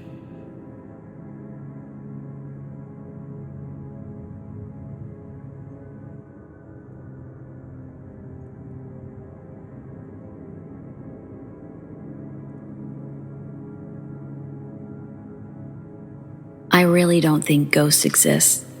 I mean, it doesn't make sense to me, and I really hate the ghost shows on TV. They're all so damn fake, it's painful. Having said that, I will tell you a story about something I experienced but can't explain. So the answer is really up in the air, I know it's hard to believe a random person on the internet, but let me just say this story is 100% true, and I just want to put it out there on a non-judgmental space. I was about 14, and there was a family that lived behind us on an adjacent street, but you could walk between our yards like you find in American neighborhoods. It was late afternoon, maybe 6 p.m. There were a couple of girls that lived there close to my age that I didn't know too well. They saw me in my backyard and asked what I was up to because they were bored. We ended up hanging out and they invited me over to jump on their trampoline. We talked and jumped for an hour or so. While jumping, I noticed there was a basement storm door on the back of their house, and I had actually never seen one, so I was intrigued. Most basements here just have normal stairs from the main level. I really wanted to open it and see how the door worked. I inquire about it, and the older girl said, "Yeah, we only go in there if there's a tornado. My mom says it's haunted." I'd always been dismissive of hauntings and ghosts and said, "Oh, I don't really believe in ghosts." The younger girl giggled, and the older one was more serious. "Go down there if you aren't afraid then," she said, pretty much daring me to do it. Why does this sound so much like a movie? Well, I accepted her dare, and I went over to the storm door and unlatched it. I pulled up the heavy door, and to my surprise, both doors actually came up at the same time due to the levers and gears. It was actually quite cool to me, so I closed it and opened it again. It was half lit from the few small windows in the basement and a little cluttered with old junk. Not very dirty and no spiderwebs, though.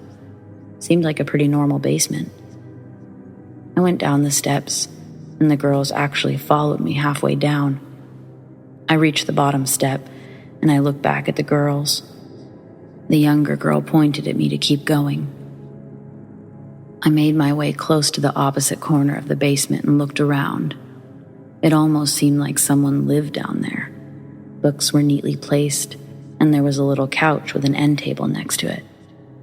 I looked over to a clearing behind the couch, an area that was dimly lit from a nearby window, and I saw it. My whole body froze up for a moment, and I felt a massive adrenaline rush that started to shake my hands and water my eyes.